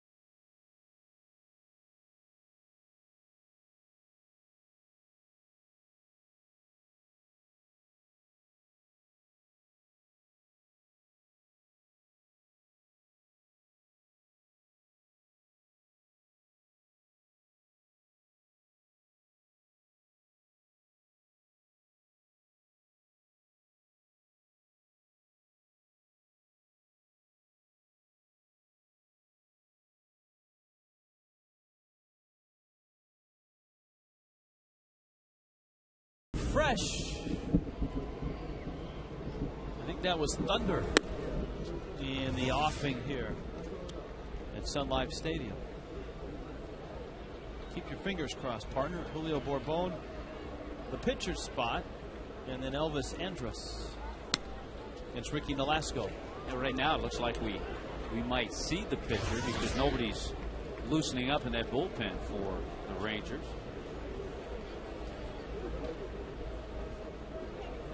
Ricky 4 hits, a run. The big hit was the solo homer by Vladimir Guerrero. And with the pitcher on deck, you don't want to walk this guy. Then you allow Ogando a chance to bunt him up to second. And he lost him.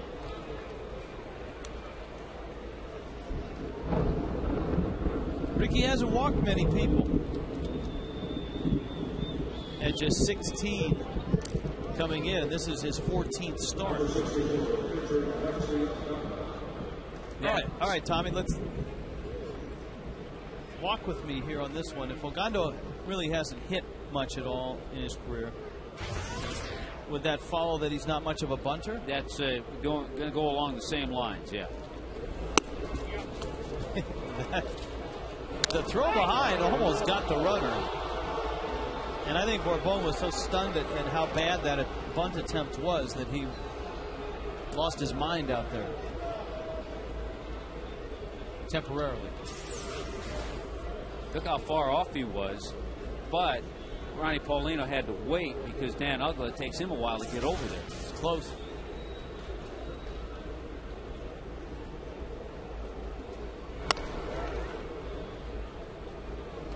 Lightning flashing, thunder roaring in the background.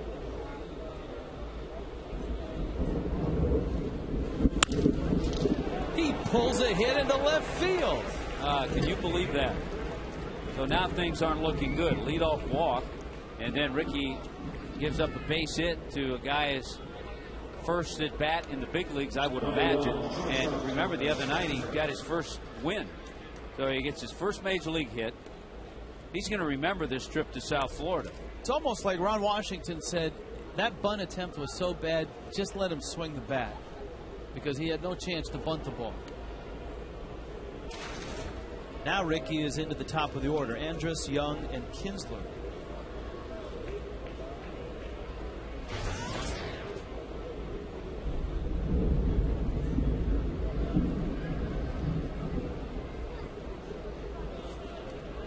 Andrus squares. Drops it down. Ricky is on it. Spins. Throws into left field.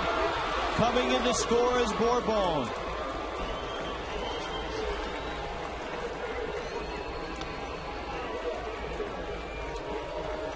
(3-2). And now the teeth of the order is coming up. Well, it's a fielder's choice, and then obviously an error charged to Ricky Nolasco. He made the right play. He made the right decision. He had the runner going to third, Julio Bourbon, and the throw was not a good one. He didn't get himself set and planted. And what is so frustrating is that the Marlins work on this all the time. We see him out there early working on these situations. If you work on it and throw that way when you're working on it, then you're going to do it in the game. Michael Young. Boy, that's frustrating. Breaking ball is striking, and Ricky's really going to have to pitch his way out of this one. You got Young, Kinsler, and Guerrero.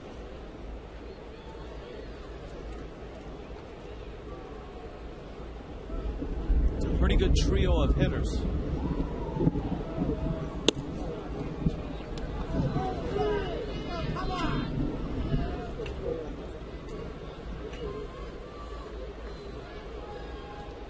And it started with the leadoff walk to the number 8 hitter, Julio Bourbon, on 4 pitches.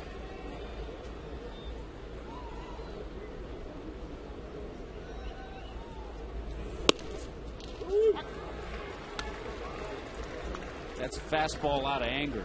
Probably his best fastball tonight at 94.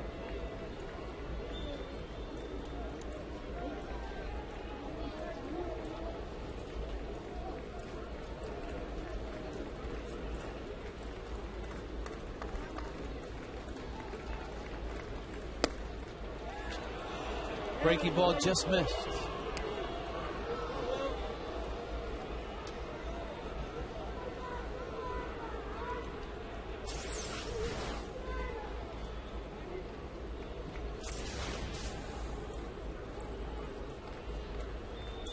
Two coming. Oh, snapped it off. So he gets it out, and that's Young. Now he's got Kinsler. You know, Ricky is a strikeout pitcher, and when you really dig down and need a strikeout, he gets Young to begin with. He's still talking to himself about that throw to third base.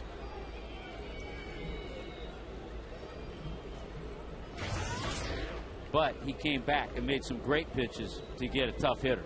Kinsler doubled in the first, struck out in the fourth.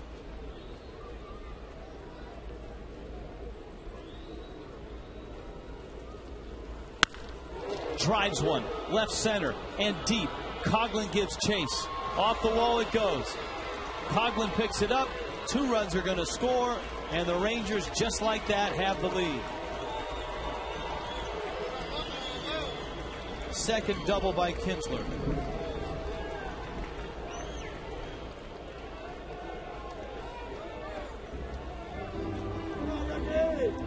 It looked like one of those breaking balls that didn't have that bite. Maybe it was a fastball. Now it's a fastball in. Didn't get in far enough. And Kinsler, who's had some good swings tonight, gets his second double.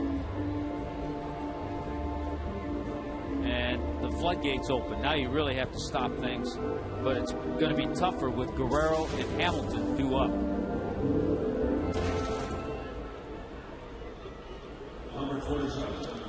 So 3 runs have crossed, and the Marlins lead is up in smoke.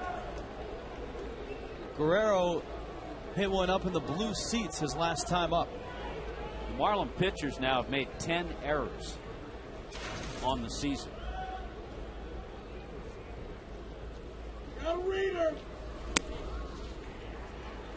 We've talked about the defense. The Marlins not quite at the bottom. Washington has made more errors, but the Marlins defensively 54 errors on the year.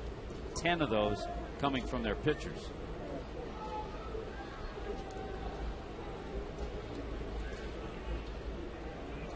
So that's about 20% of their errors coming from pitchers. Ground ball, runners going to third. Hanley got him in the rundown. Kinsler is caught, and Ugla gets him. It's an odd choice by Kinsler on a ball that was clearly hit to his right, and an easy play for Hanley. Yeah, because he had that in front of him all the way. He's a smarter player than this. And Hanley's right there. And good execution in the rundown to get it done quickly, get the out in a hurry to keep Guerrero at first base.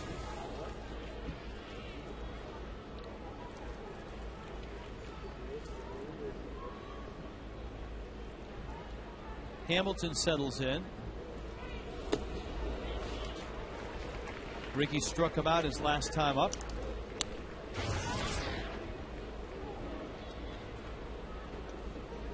I don't know if there's any way. I mean, I'm sure that somewhere someone has this stat. But you would think 10 errors by a pitching staff has got to be near the top, or if you want, the bottom in the major leagues.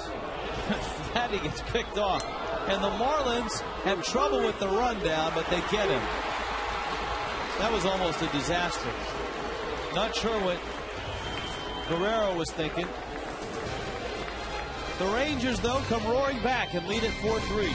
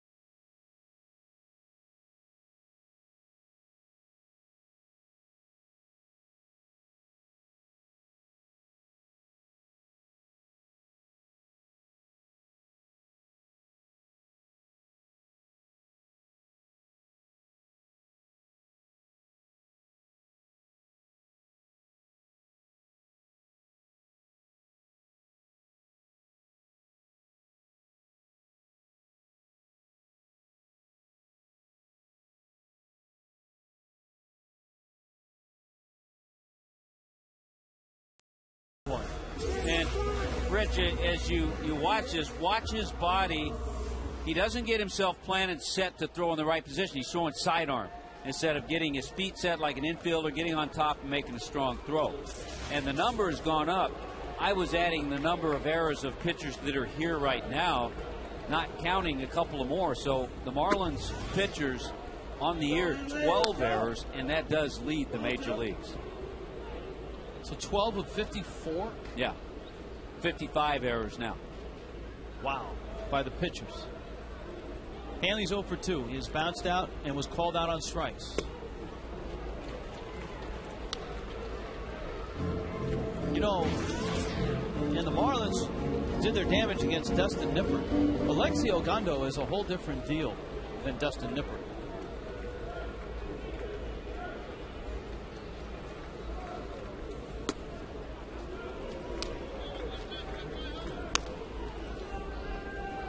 Count 3-0.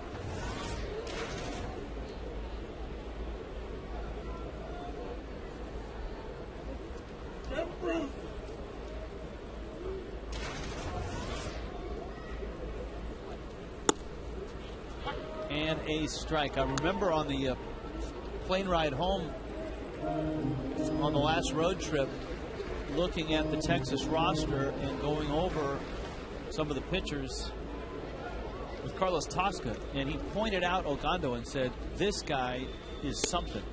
No one's seen him yet, but he said, wait until you see him. He's something. And he told, he first let me know about the story of why he hasn't been pitching in the United States. But he said all the reports that he had seen on him in the minors this year, in the Dominican Winter League, all the reports were pretty good.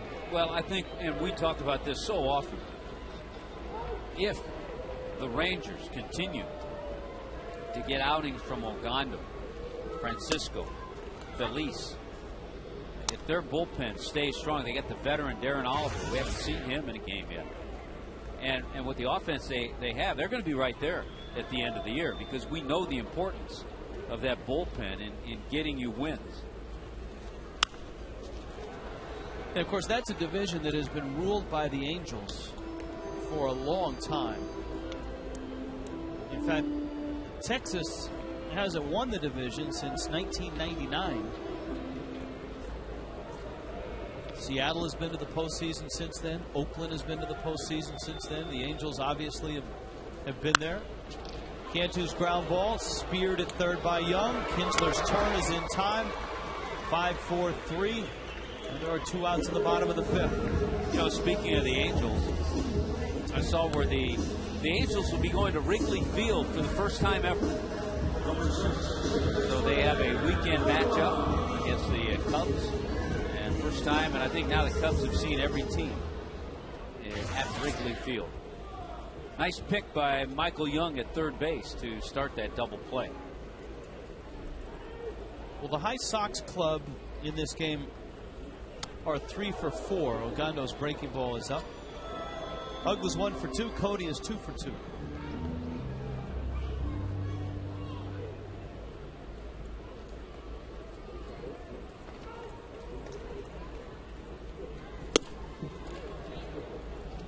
Hug takes a healthy cut at that fastball.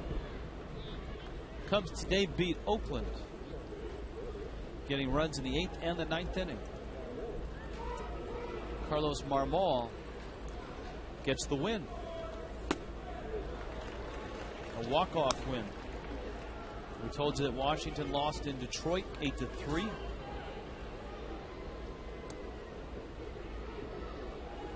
Phillies and Yankees back at it tonight. 3-1 Phillies in the 7th. Well, Ogando just pumping fastballs at 97 to Dan Ugly.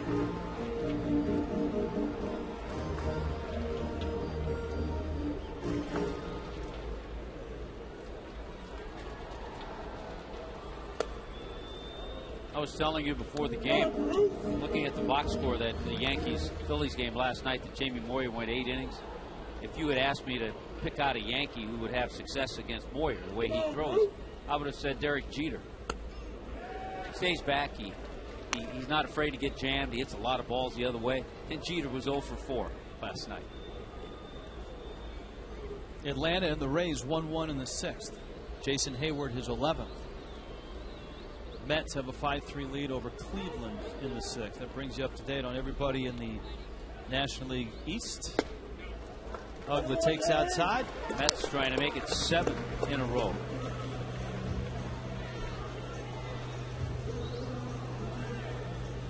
Family Sunday's coming up on the 27th, 1:10. Marlins and Padres on June 27th. So not this Sunday, but the next Sunday. First 5,000 kids, a Marlins beach set, courtesy of Subway. Enjoy Family Sunday activities. Kids run the bases after the game in the Diamond Dash, 1-877 Marlins. Of course, this Sunday is Father's Day. The Marlins play the Rays, and you can come down and play catch on the field with Dad after the game. That's a big thrill. Nice to have a Father's Day when we don't have to get on an airplane and fly somewhere. We'll be headed out to Baltimore on Monday.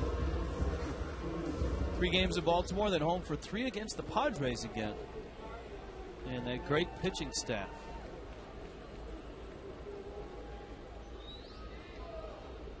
Cody was on an 0 for 13 until the 2nd inning. And he has 2 hits, and both of his hits have been in almost the exact same spot. Line drives over the head of the second baseman, Ian Kinsler. You know, the Dodgers have a half-game lead on the Padres, but the Dodgers took a little bit of a blow. I saw where Chad Billingsley, their talented young right-hander, had to go on the disabled list.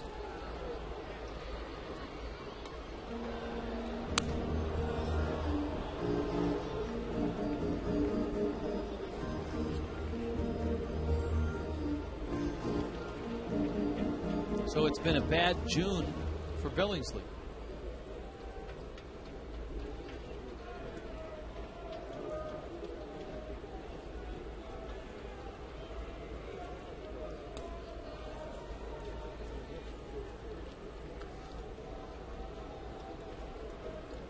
And every time I look at that division, the Giants are still hanging in there, just a game out.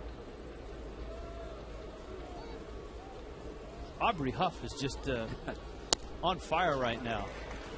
Down goes Cody. Ogando is blowing heat at 97 and 98. Rangers up a run.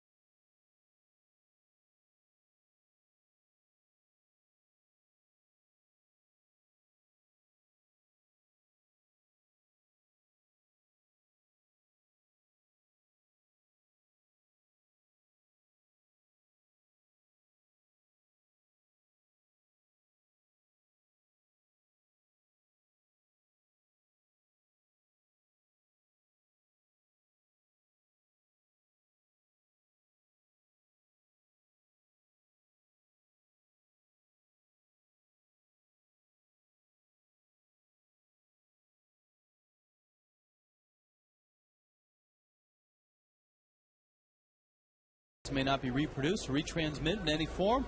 Counts and descriptions of this game may not be disseminated without the express written consent of the Marlins, who trail the Rangers 4-3. And Josh Hamilton, who was up when Vladimir Guerrero got picked off to finish the 5th, leads off here in the 6th. Hamilton, Smoke, Trainer on a night where Ricky Nolasco has been sharp except for a couple of hitters, and he certainly didn't help himself out with a bad throw in the 5th and a leadoff walk that started that 5th inning. Well, a couple of things went wrong in that. Well, more than a couple. Ricky off the mound has this one. Good flip to first. The leadoff walk, number 1, and then the pitcher, Ogando, getting his first major league hit when he went up there and looked really bad on a bunt attempt. And Ron Washington let him swing away, and he sent a base hit through the left side. And in case I missed it, I think that was his first major league at bat as well. Oh yeah, no, without question. I don't even have to look for that one. It's going to be a good guess on that one. Here is Smoke. Chopper, Cantu waits, bare hands, throws. Got him. Nice play by Jorge Cantu. Boy, you have to make a decision. If you charge that ball, you leave yourself open to maybe getting that in-between short hop. So you stay back because you know and you've watched Smoke run, he doesn't run that well. Faster runner, you got to charge it. So good decision by Jorge Cantu. It was a nice play.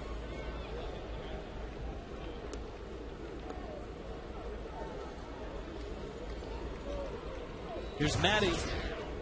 Trainer singled in the 2nd, struck out in the 4th.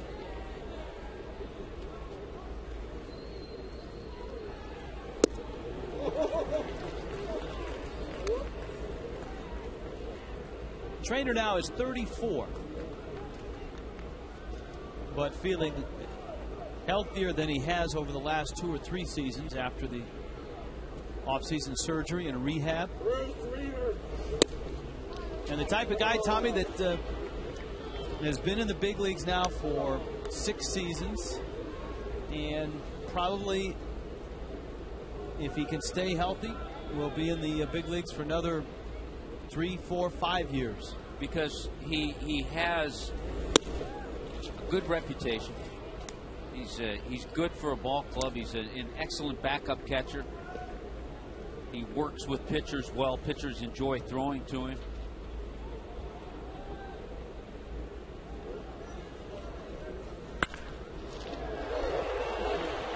Cantu didn't hold it, and Trainer beat it. That was an absolute seed. Cantu tried to make the diving catch, and Trainer, hustling all the way, just got there before the throw. Yeah, Trainer didn't give up on it and assume that Jorge Cantu caught it. He got up that line, and by doing that, was able to just beat the throw of Jorge Cantu. It'll be a base hit. That's as well as I've seen Matt Trainer run 4, 5, 6 years. You know, a lot of guys will hesitate just a little bit because they'll think the third baseman or assume that he caught the ball, and Trainer didn't, and that's why he got himself the hit. Hanley, another difficult play. Hanley holds on, and Nolasco is through the 6th, but the Marlins are down a run.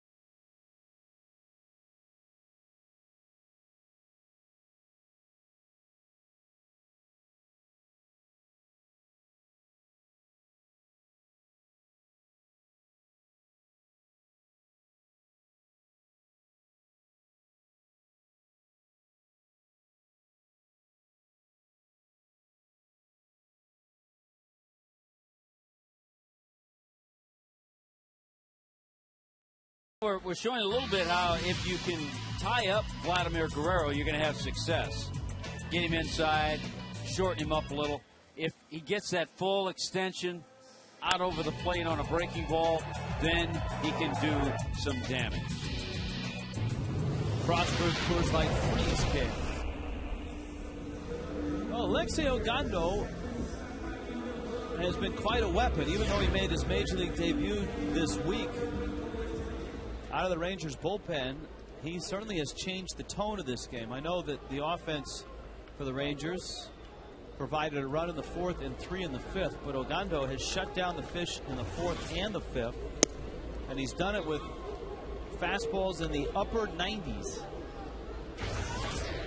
And we've seen some good fastball hitters swing and miss at a lot of his heat.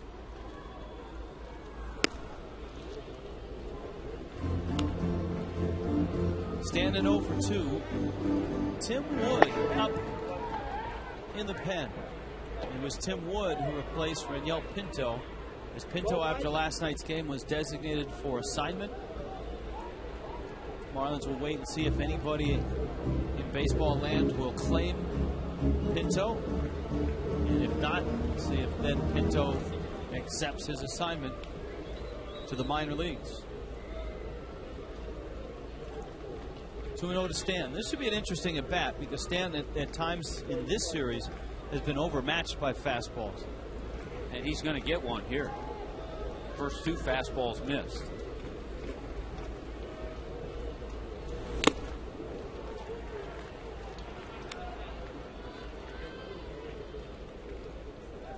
Two and one.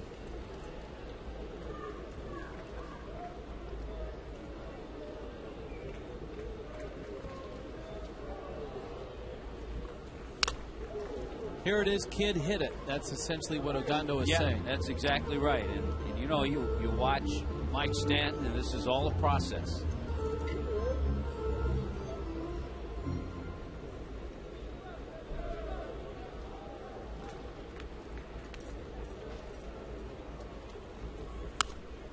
One thing Stanton showed in each step up the minor league ladder was an initial struggle. Yeah, last year when he got to Double-A, he struggled. But the great sign was he would struggle initially and then figure it out and thrive. Stanton drives it left field. It is hooking. Foul. Boy, Ogando spun him up a slider.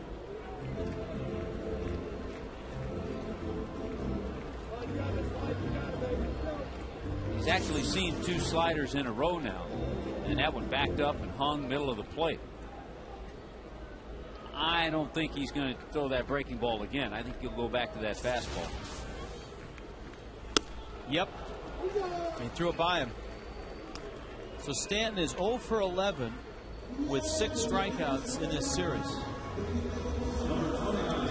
All you can eat seats, club level ticket, all the hot dogs, peanuts, nachos, popcorn, and soda you want tomorrow night. Come on out. Marlins and Rays, the all you can eat seats are available tomorrow night. 305-626-SAVE. Well, Ron Washington getting a chance to make a double switch. The Marlins may be happy to see Ogando leave. Here comes our Maruti calls the pen. Truck or van, who you gonna call? Maruti!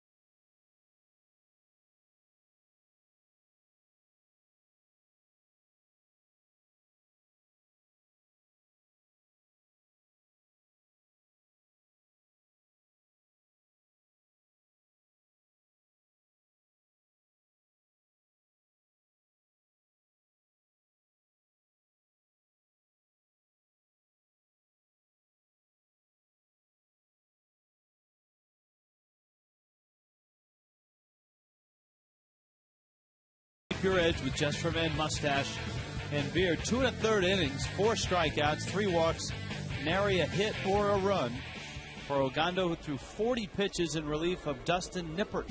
And if the Marlins don't come back in this game, Ogando will be the winning pitcher. He'll pick up his 2nd win of the series as he's made his Major League debut this week and has been impressive. This is Chris Ray. He's appeared in 3 of the last 5 for the Rangers. David Murphy is now in left, and Josh Hamilton slides over to center.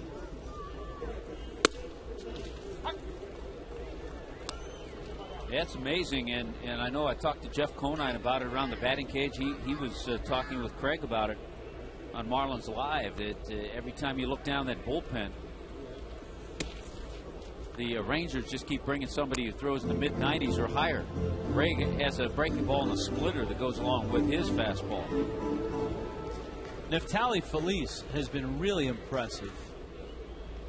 The closer of the Rangers.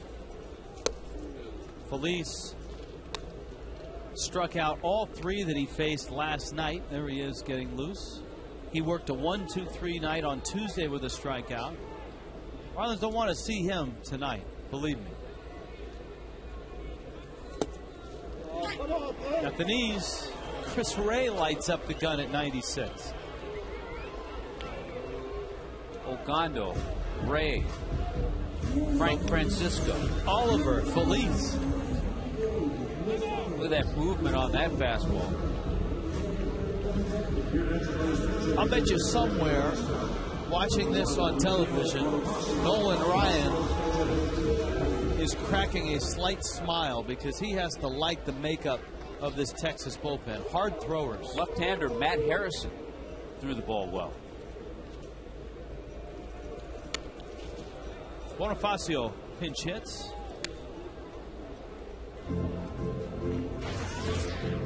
Here in the 6th inning.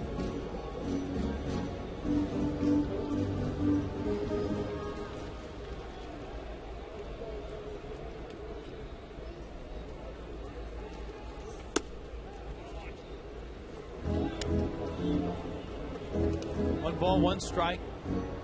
Wood is up. This is Nolasco's spot. So Ricky tonight goes 6, throws 80 pitches. Hit it hard. Young throws him out. And the bullpen goes 1, 2, 3. Ogando got the first. Ray gets the next 2.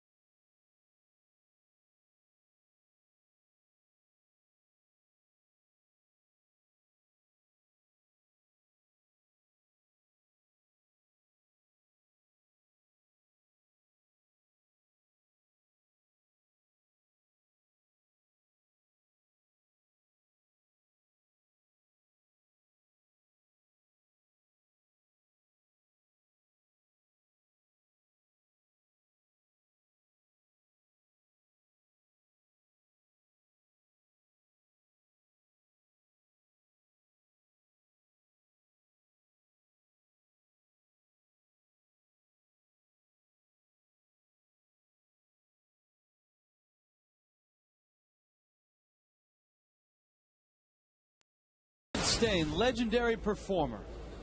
A year ago today, Ivan Rodriguez catches his 2,227th game breaking Carlton Fisk's Major League record for games caught.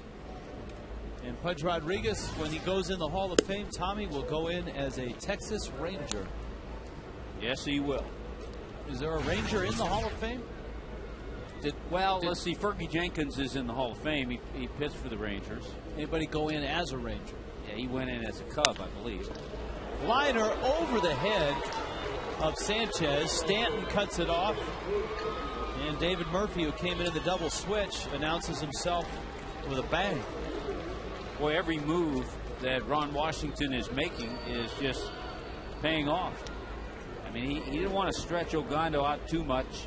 So after he got the one out, he brought in the right-hander, Chris Ray, made the double switch, and there's David Murphy getting the double to start the inning.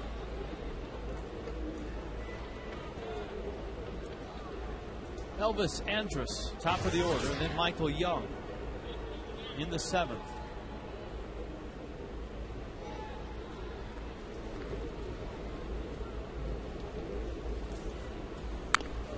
Rangers try to bunt him up. Cantu bare hands, throws in the dirt. It bounces in front. Everybody is safe. I don't even think a good throw is going to get him. That's a base hit. Would have been close, though. Andrus doesn't run as fast as you think.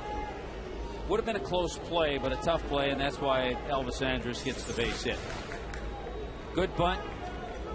He gets it down the line far enough to make Jorge Cantu field it. He does everything right. Would have been bang, bang. Yeah, you're right. Play. You're right. Bang, bang with a good throw. But I think good throw gets him, but it's a base hit. But you look at what the Rangers have done, good execution. The Marlins have had poor execution in situations.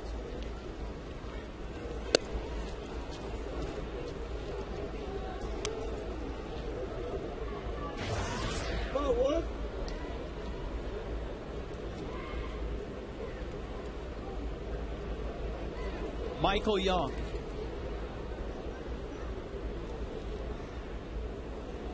The problem the Marlins have had is they've made their mistakes at the bottom of the order, and the payoff is that the Rangers are able to bring up the Michael Youngs, the Ian Kinslers, and the Vladimir Guerreros after those mistakes.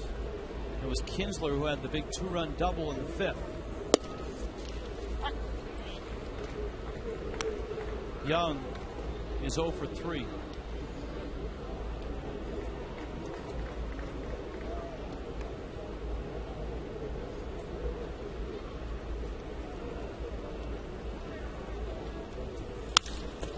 Liner over Hanley's head. That'll do some damage. Murphy scores. Andrus to third. And the Rangers up 5-3.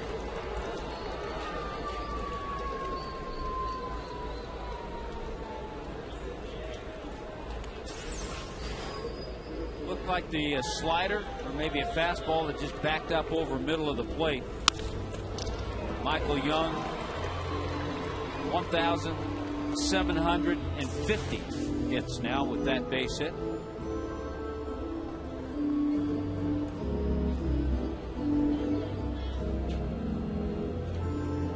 You know, it's about this time that people at home watching or people in the stands are saying, well, get somebody up, bring somebody in. Don't start. No, I'm just saying, you've got to, if you bring guys up, you've got to pitch them, and you have to see if they can have some success. Amen. And as we have preached, especially in a National League game, there's no place to hide a reliever. If he's on your roster, he's got to pitch.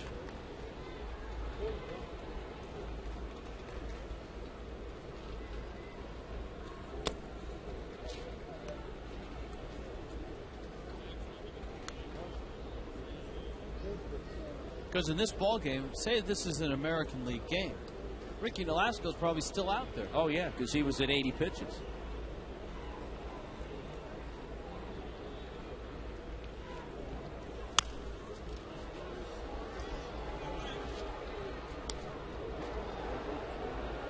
Ball and a strike to Kinsler.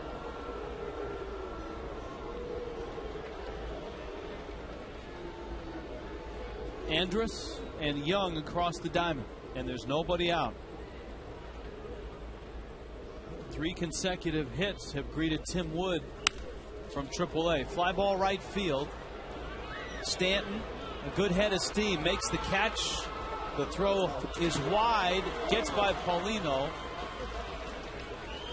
But holding it first is Young. It's going to be a sacrifice fly. Looked like Young had a little trouble judging whether that throw was cuttable or not.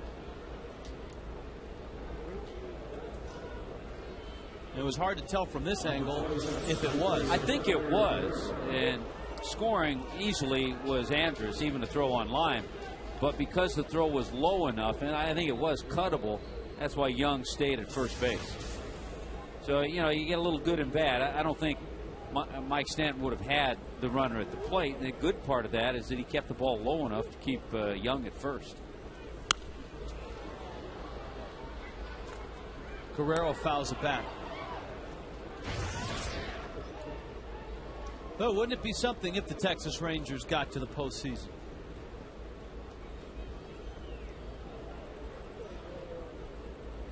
Ranger fans would just keep their fingers crossed that they wouldn't play the Yankees in the first round, because the only times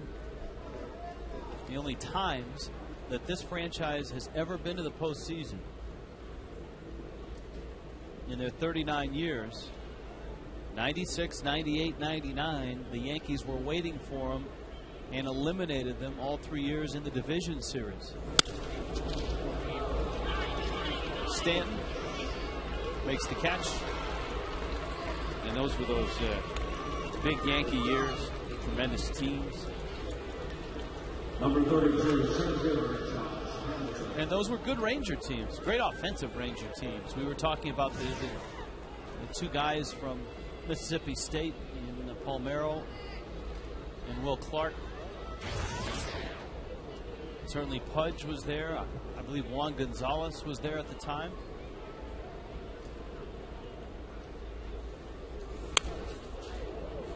Here's Hamilton. He fouls it off. You know, when you watch Tim Wood, you see that he can be a success up here because he has a good fastball. He throws 94. A lot with him is secondary pitches and location. Good changeup.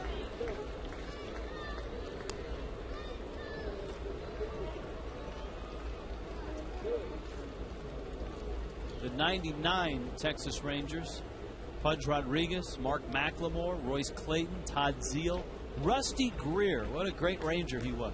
Juan Gonzalez and Rafael Palmero. Yeah, Rusty Greer, hard-nosed outfielder, left-handed hitter. Their rotation: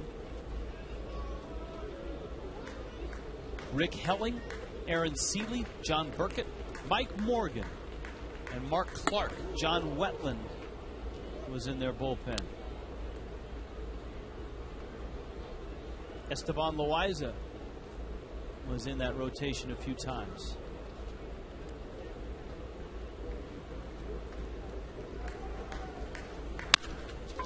Ground ball up the middle, and it's going to get through for another hit for Hamilton, his first of the night and his 7th in this series. Well, that extends his hitting streak now, 13 games.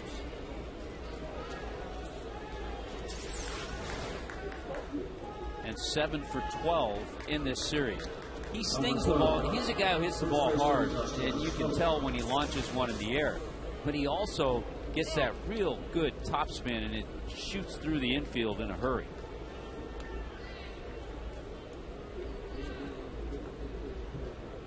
Justin Smoke now. I forgot about Rusty Greer, who was always making diving catches. Did he make a diving catch to save a perfect game? Was it Witt's perfect game?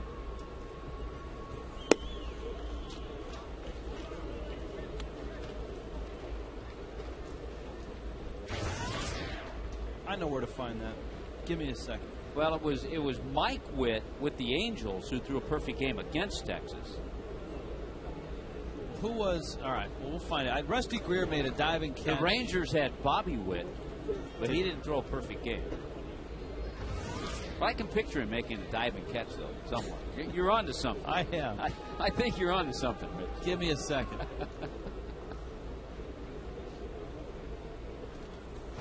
You're determined to get this before the crack staff finds it, too. Top of the 9th inning to save Kenny Rogers' perfect game. There you go. In '94, Rusty Greer, who is in the Rangers Hall of Fame. He played there from '94 to 2004.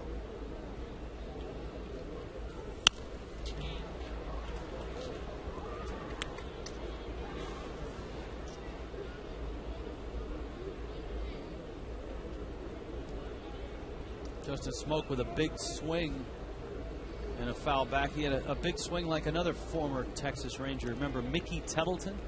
Oh, yeah, switch hitting catcher. Former Tiger. Was it Mickey Tettleton that was famous for his pregame meal of Fruit Loops? Whatever it takes.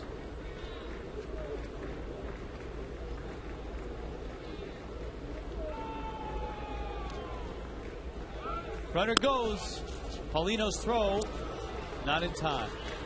And Hamilton steals second.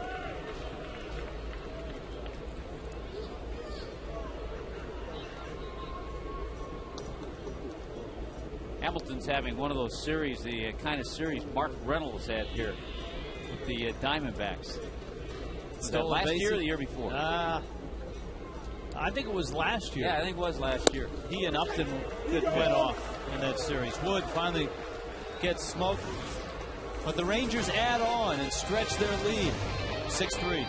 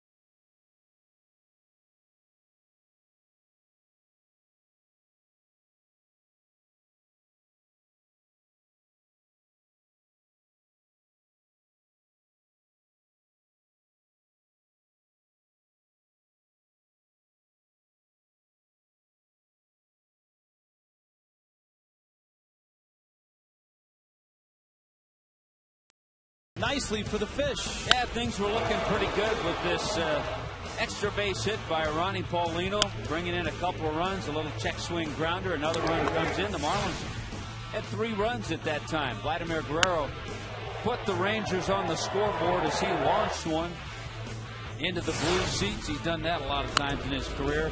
And then things got a little ugly. Poor play by Ricky Nolasco. Bad throw. Runs comes in to score. Ian Kinsler sends one off the wall into left center. 2 more come in to score.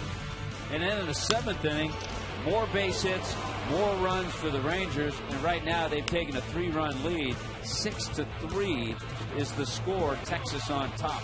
Visit LandRoverUSA.com today. Top of the order, Marlins try to solve this Rangers bullpen, which has been very good in this series.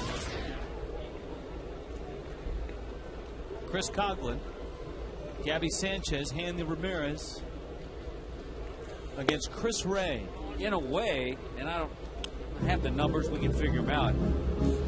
In the way, the Marlins starters have pitched better than the Texas starters in this series, but the Texas bullpen has totally dominated the 3 games. And the Texas hitters have done a better job of providing runs for both their starters and relievers.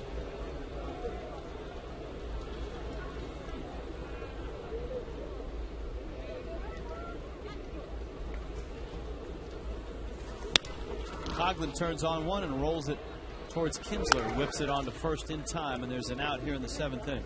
Tommy, the Florida Marlins are one of the major league teams that participate in the RBI program. That's reviving baseball in the inner city. You see Jorge Sosa down in the bullpen. And that is by funding teams in the inner city for both baseball and for softball. And the Marlins in their RBI program today got some terrific news for a couple of their softball players. Fly ball left field. Murphy is there, and he makes the catch. Two of their softball players have been awarded scholarships from the sponsor of RBI, KPMG. Obia Guzor, out of Miami's Central High School, will be attending the University of Florida this fall. And Rochelle Williams, out of Carroll City High School, will be attending FIU. And they both will be going there with $20,000 scholarships from KPMG. $5,000 a year, $20,000 total. There are only 16 national winners, and the Marlins RBI program has 2 of those winners. So congratulations to Obi, as they call her, and Rochelle, and best of luck at the University of Florida and at FIU. Oh, our congratulations, and what a great program, and it's just so great to see those girls getting a chance to continue their education. Here is Hanley Ramirez. Hanley hits a fly ball center field, and Hamilton is there, and he makes the catch. Rangers up 6-3, going to the 8th.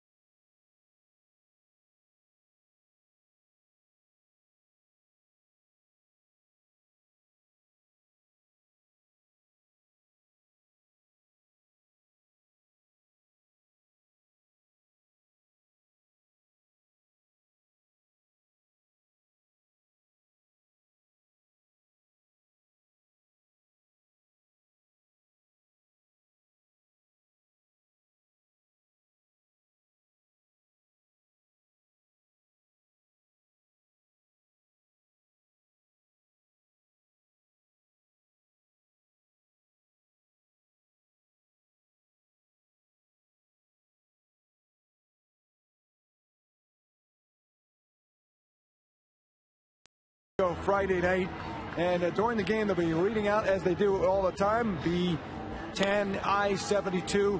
This is Billy's bingo cards. First 10,000 plus coming in will get these cards. Now 4,000 winners will be able to cash this in right here for the new, look at this guys, just out, the Marlins Mermaid Calendar 2010-11 edition. So come on out here tomorrow, be early to the park, get one of these Billy bingo cards, and then get a chance to win. 4,000 winners will get it free, the Marlins Mermaid Calendar.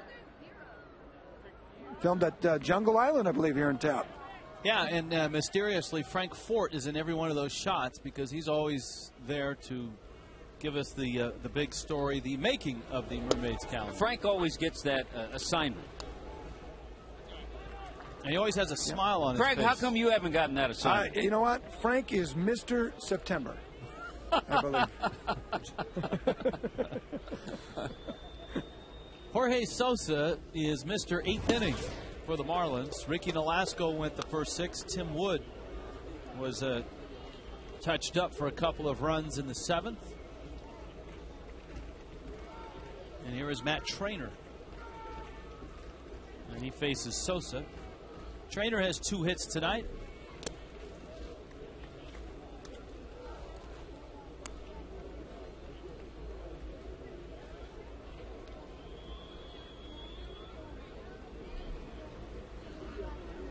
And the tough part for the Marlins, not only are they down 3, but you know that Neftali Feliz is well into his routine getting ready for the 9th, though he's an inning away from that. Trainer takes the breaking ball. Francisco. Yeah, a little more heat down there. We saw Francisco last night.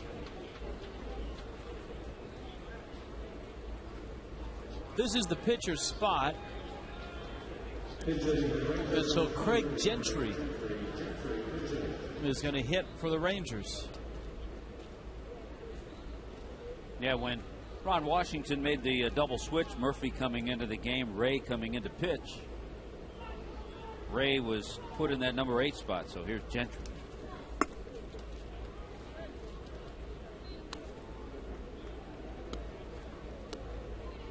University of Arkansas, Fayetteville.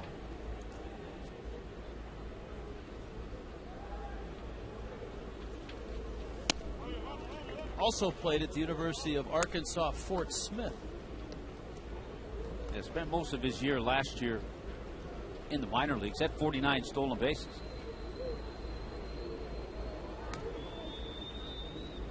Tommy John surgery after the 2005 season.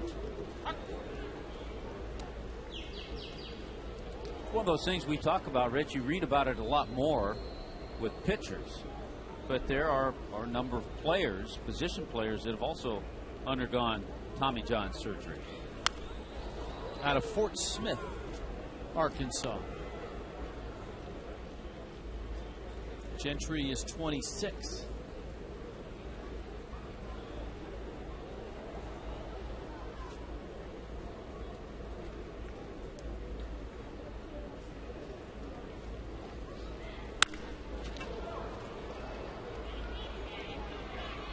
Cody's back, and he's there and he makes the catch. So Gentry flies out to center. Now David Murphy, a left-handed stick, comes up. All right, let's check in and see what the other National League East teams have done tonight. The Phillies lead the Yankees again. That's bottom of the 8th at Yankee Stadium. The Mets lead Cleveland again. That's top of the 9th at Progressive Field, I think they call it now in Cleveland. Used to be the Jake. 6-4 in the 9th. Mets on top. Atlanta 3-1 over Tampa, bottom of the 7th.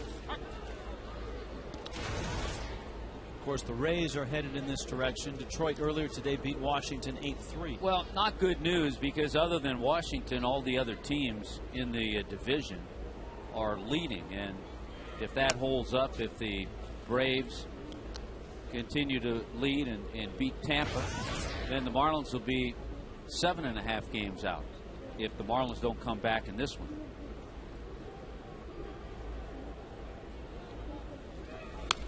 This is the low water point for the Marlins right now at 3 under, and obviously 4 under is not where the Fish want to be, opening up a 3-game series against Tampa Bay.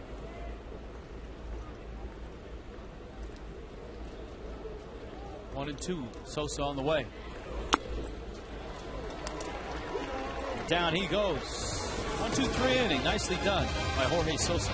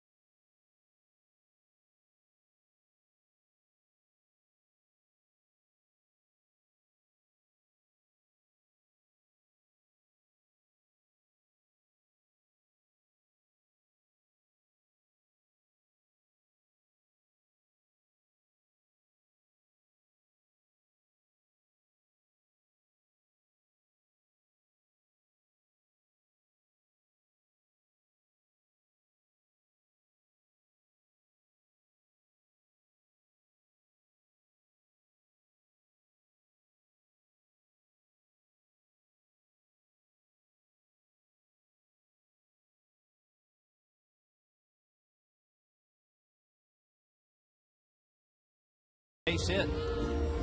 So now it's Frank Francisco. More heat coming out of that bullpen. His numbers don't show that. The strikeouts certainly do. 38 strikeouts in 29 innings. Cantu, Ugla, Ross. One thing the Marlins really haven't done this year that has kind of been the trademark of this group that has been together since 2006, and that's comebacks.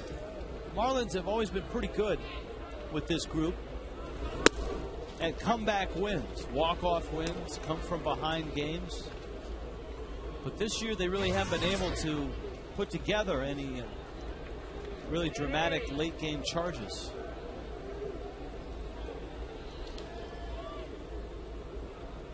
In fact, the Marlins, when trailing after 7 innings this year, there was a pop-up that is foul. The Marlins are 0-26.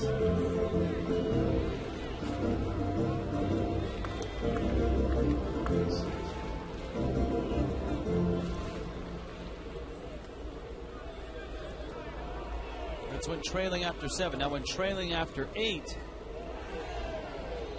they are 1-30.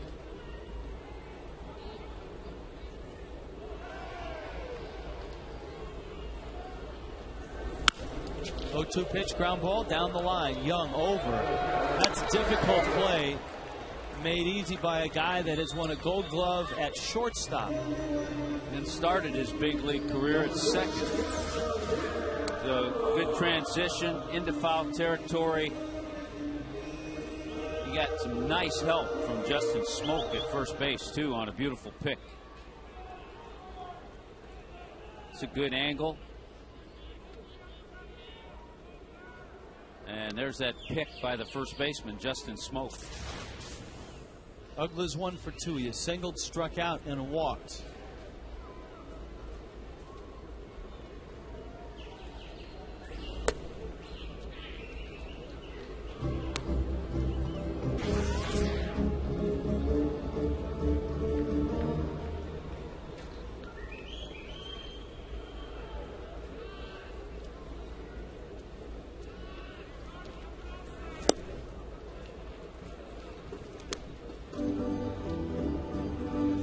Heavy sinker or a split.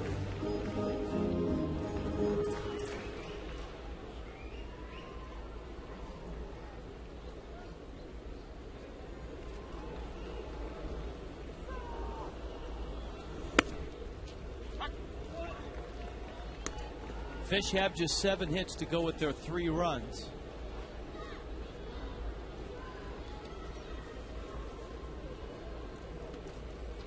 And while it may not sound like much, the 7 hits is a series high.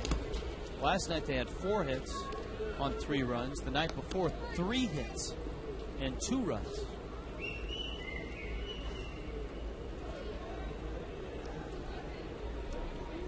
And what that gets you is a 3-game series against the Tampa Bay Rays to see Matt Garza, Jeff Neiman, and David Price. David Price, a 10-game winner, 10-2. That'll be the premier matchup on Sunday. Young isn't going to make this play, and Ugla legs out an infield hit. David Price and Josh Johnson at Sunday ball game.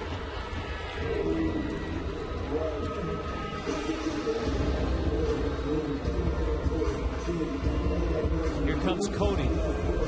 Well, in this game, the Marlins were facing Dustin Nippers, who made his first start of the year. And, you know, Ron Washington's plan was let him throw 3 or 4 innings and then go to the bullpen. And it worked. Nipper went just 3. Then Ogando 2 1/3. Chris Ray an inning and 2/3.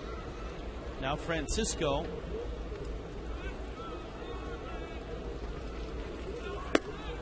Outside of the telecast, we talked about this part of the order and how much they had struggled in the series. Cantu, Ugla, Ross, and Stanton. 0 for 28 in the first 2 games. But in this one tonight, Ugla's got 2 hits. He's 2 for 3, and Cody's 2 for 3.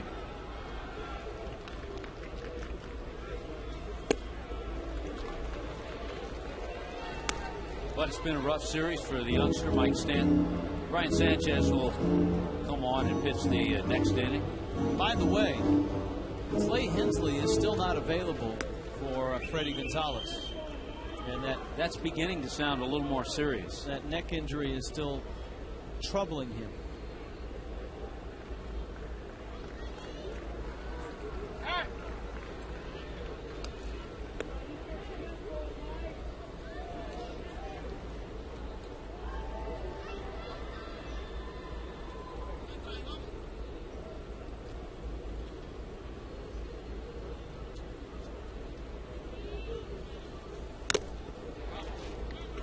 Count stays at 0-2.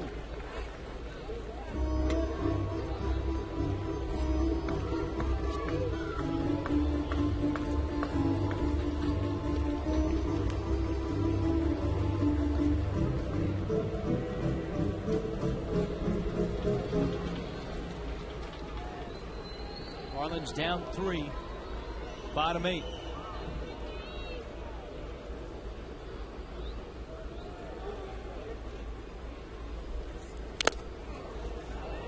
Trainer's been clipped by a couple of foul tips. Well, as we know, and we can remember a few collisions at the plate, he's tough. Having a chat with home plate umpire Jerry Meals after that one.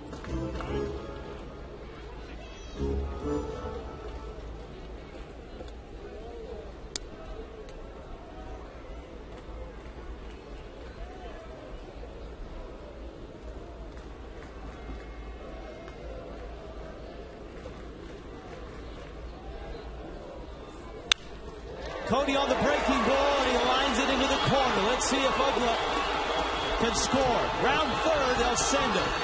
And he will. Cody drives in a run. 3 hits tonight for Cody, a couple for Ugla. And it's a 2-run game.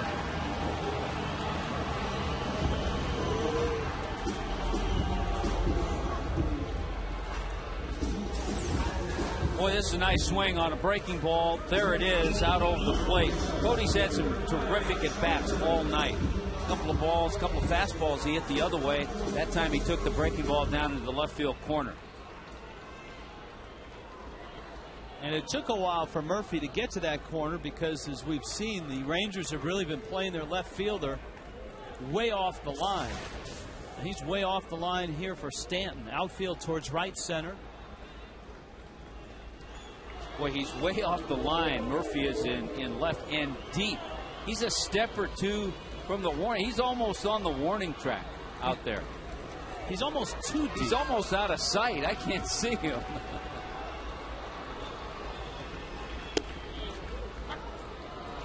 Fastball, a strike.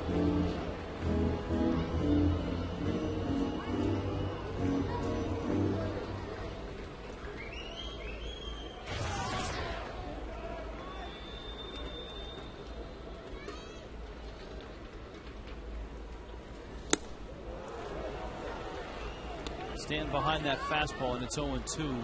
They have been throwing fastballs by Mike Stanton. Yeah, I think in the series in Tampa, we saw pitchers throw him a lot of breaking stuff. And all of a sudden in this series, he's seen more fastballs, but they've been good fastballs. Ground ball, Smoke robs him and just gets to the bag in time. Cody's at third. Tell you what, he can pick it. Everyone talked about his bat coming out of South Carolina. He's a good first baseman.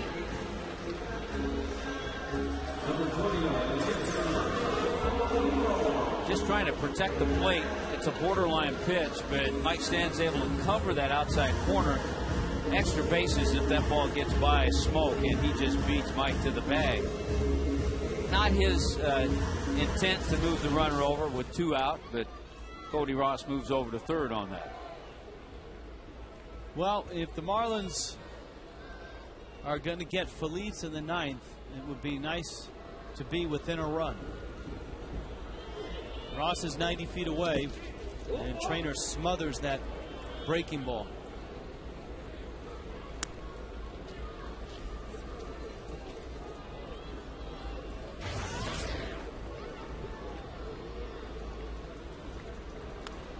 Paulino drove in 2 in the second.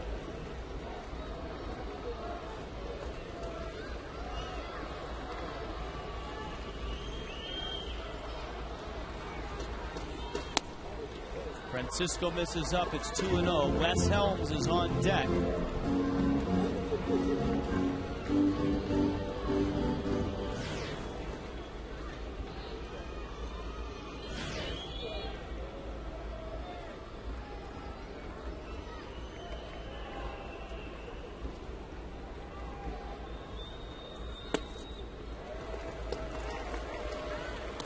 Tommy, you cut him loose. Yeah, I go ahead and let him look for a fastball. Give him the green light.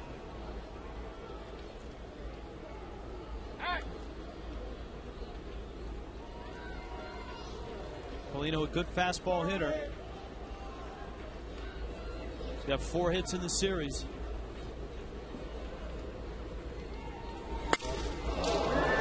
Got in on him and broke his bat. Marlins get a run, but are still too short.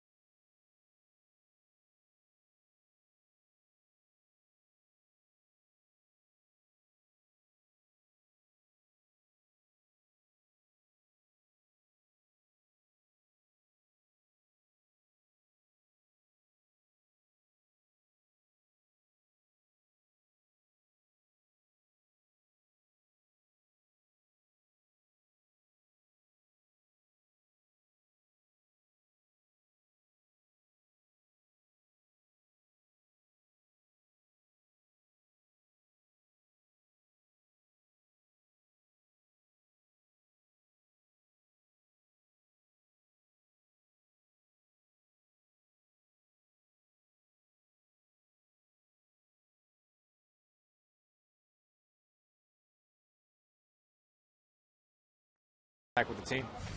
Guys, that's the bright side for Clay Hensley because he has not pitched since last Friday. The team is going to wait it out a couple of days. But if in a few days, and he has said he felt better, he told me today 100% better than the day before. If he doesn't feel better in the next couple of days, expect him to go into DL, and then they'll have to make a move. They'd rather not do that. They think there's hope that the next couple of days maybe he'll feel so much better he can be out there pitching again. If not, then the DL could be in order, and they'll call up somebody from the pen. But it's a big miss for the Marlins. We know how important Hensley has been for them over the recent weeks. Well, they could, if they have to DL him, they backdate it to the last time he appeared, which was June 11th. That would be one silver lining. But definitely the Marlins need him in the bullpen, that's for sure. Well, what it does, and you see this happen so often, it's a trickle-down effect. With Hensley not being able to be used, now someone else has to come up and fill in that 8th inning role. If Hensley's in there, now you can piece together that 7th inning a little easier. Yeah, and it's kind of been Brian Sanchez who's slid into the 8th inning role, but then that takes him out of spots when you need him in the 6th and the 7th. Nice job so far tonight by Jorge Sosa. He's faced 4 batters. He's retired all 4. Tim Wood pitched the 7th. He gave up a couple runs on 4 hits. Sosa misses out to Michael Young, who just keeps hitting. RBI single in the 7th.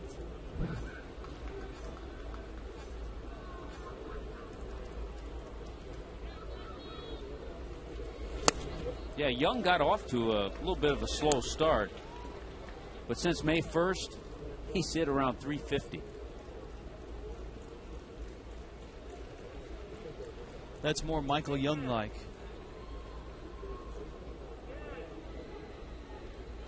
Well, if you started compiling a list of the active players that have a lifetime average of 300 or more with a substantial amount of at-bats, a lot of people would leave him off. But he's a lifetime 300 hitter. Who are the lifetime 300 hitters right now? You have Chipper Jones. Got Ichiro. Ichiro. Those are the two that stand out. Michael Young. Michael Young. Alex Rodriguez, a 300 hitter? I don't think so. Pudge is close, actually. Pudge Rodriguez is close.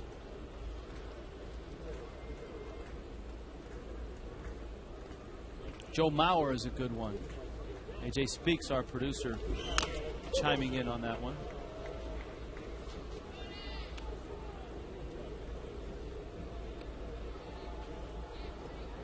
And I just pulled the list up on the computer. Placido Polanco? Is he a 300 hitter? Maybe not with the number of at-bats that the other guys have, but he's been around. I got to check the date. The date on that list is dated, so Polanco was at one time. Sosa strikes out Michael Young.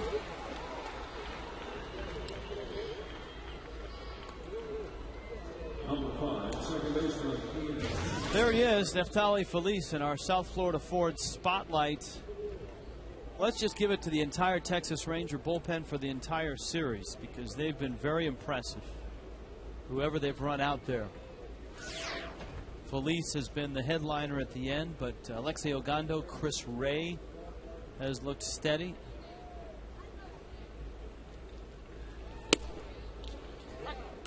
And because the Marlins have just the one left-hander in Chris Coghlan, we've not seen the veteran Darren Oliver in this series.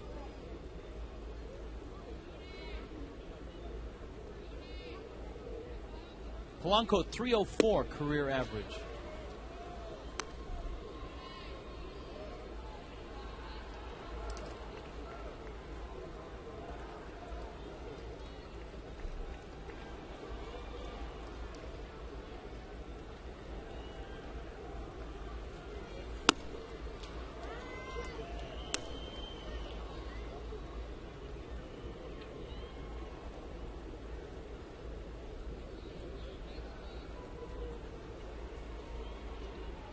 My partner feverishly seeking 300 hitters. See, I figured there was one out at shortstop for the Marlins. Hanley Ramirez is a career 313 hitter. More importantly for the Fish, though, they need 2 runs in the bottom of the 9th, and they'll have to do it against one of the best closers in the American League.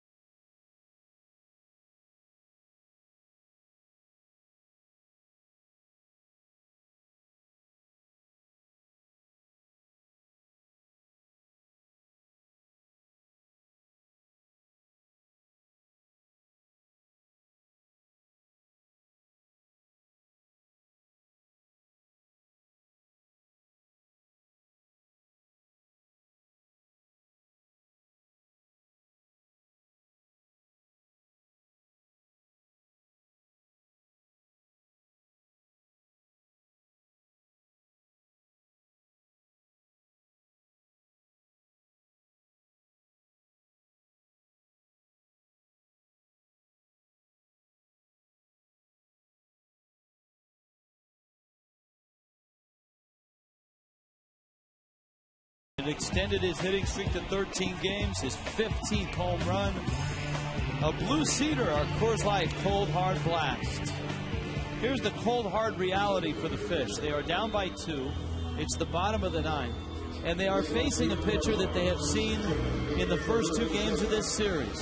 Neftali Feliz has retired all 6 Marlins he has faced.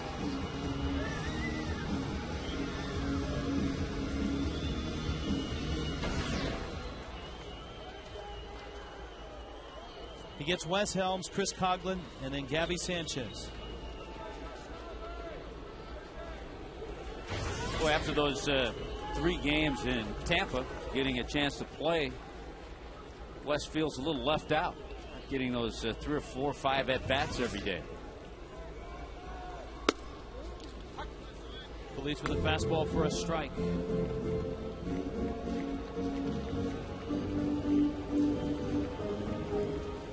Another thing, Rich, about the makeup of the bench is that Freddie really has to plan on when to try to get Wes in there at the right spot, because you only have one chance.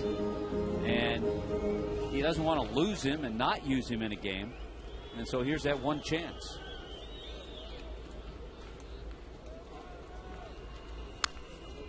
Feliz last night recorded his 17th save, is tied for the American League lead with John Rauch of Minnesota. Well, what a job he's done with the Twins, taking over that role when Joe Nathan had surgery. Breaking ball misses outside, and we told you that Feliz has retired all 6 that he's faced in this series. 4 of those he has struck out.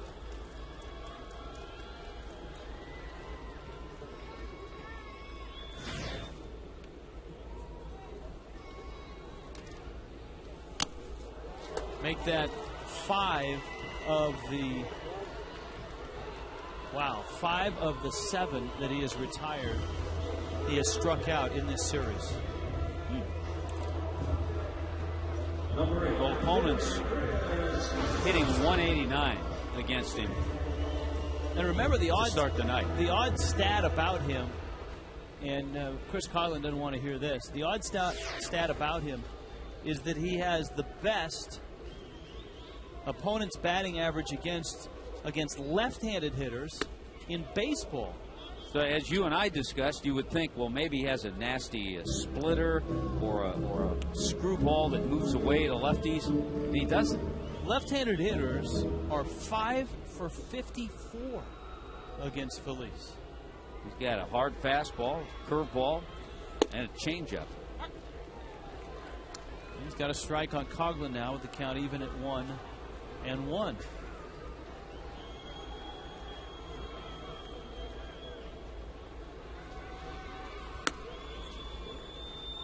Feliz runs that outside.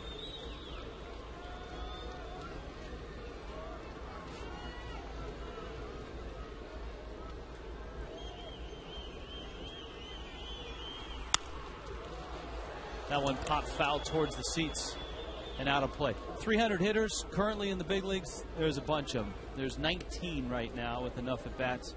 Ichiro and Albert Pujols both hitting .333 right now. Hey, Derek Jeter, Todd Help.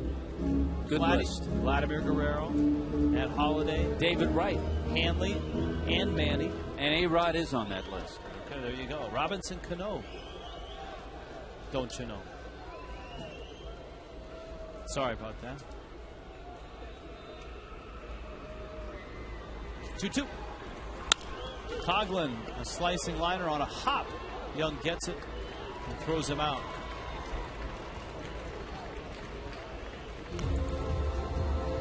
So it's down to Gabby. And Neftali Feliz, for the 3rd consecutive night, is throwing gas and getting out. And the Marlins will be happy to say bye-bye to the Texas Rangers as they head to Houston.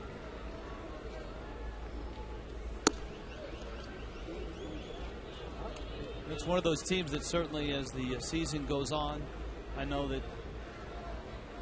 you and I will take a look at just to see where the Rangers are.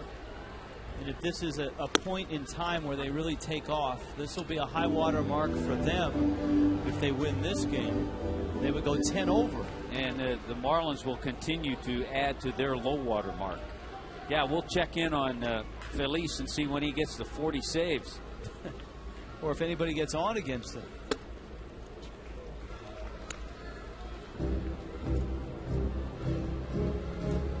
He's faced 8 in this series. He's retired all 8. He has struck out 5.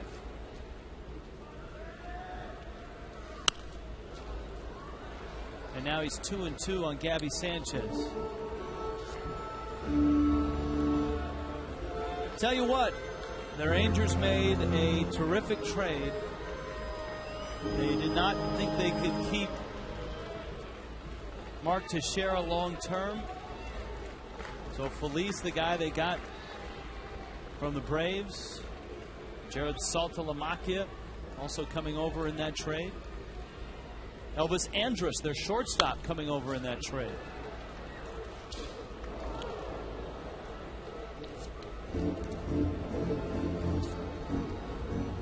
It's a pretty good deal. Yeah, when you can get some quality guys like that who can perform, you're getting guys who are performing at this level and not so-called prospects who are supposed to be good and have high ceilings.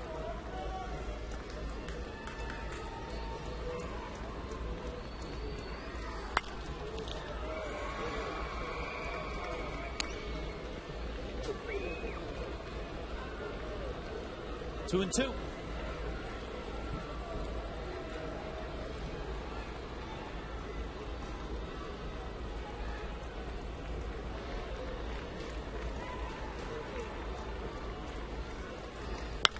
Breaking ball, Gabby off the end of the bat. And it's Andrus who goes out. And the Texas Rangers have come to South Florida and they have swept the Marlins. And that man has been untouchable. Neftali Feliz, 3 saves, 9 hitters faced, retired all 9, struck out 5, 18 saves, now leads the American League. And the Rangers are 10 over. The Marlins stumble to 4 under at 31 and 35. Marlins baseball on Fox Sports Florida, brought to you by Marooney. South Florida, when you need a car, truck, or van, who are you going to call? 1-877-MAROONEY by AT&T. Find out what's possible.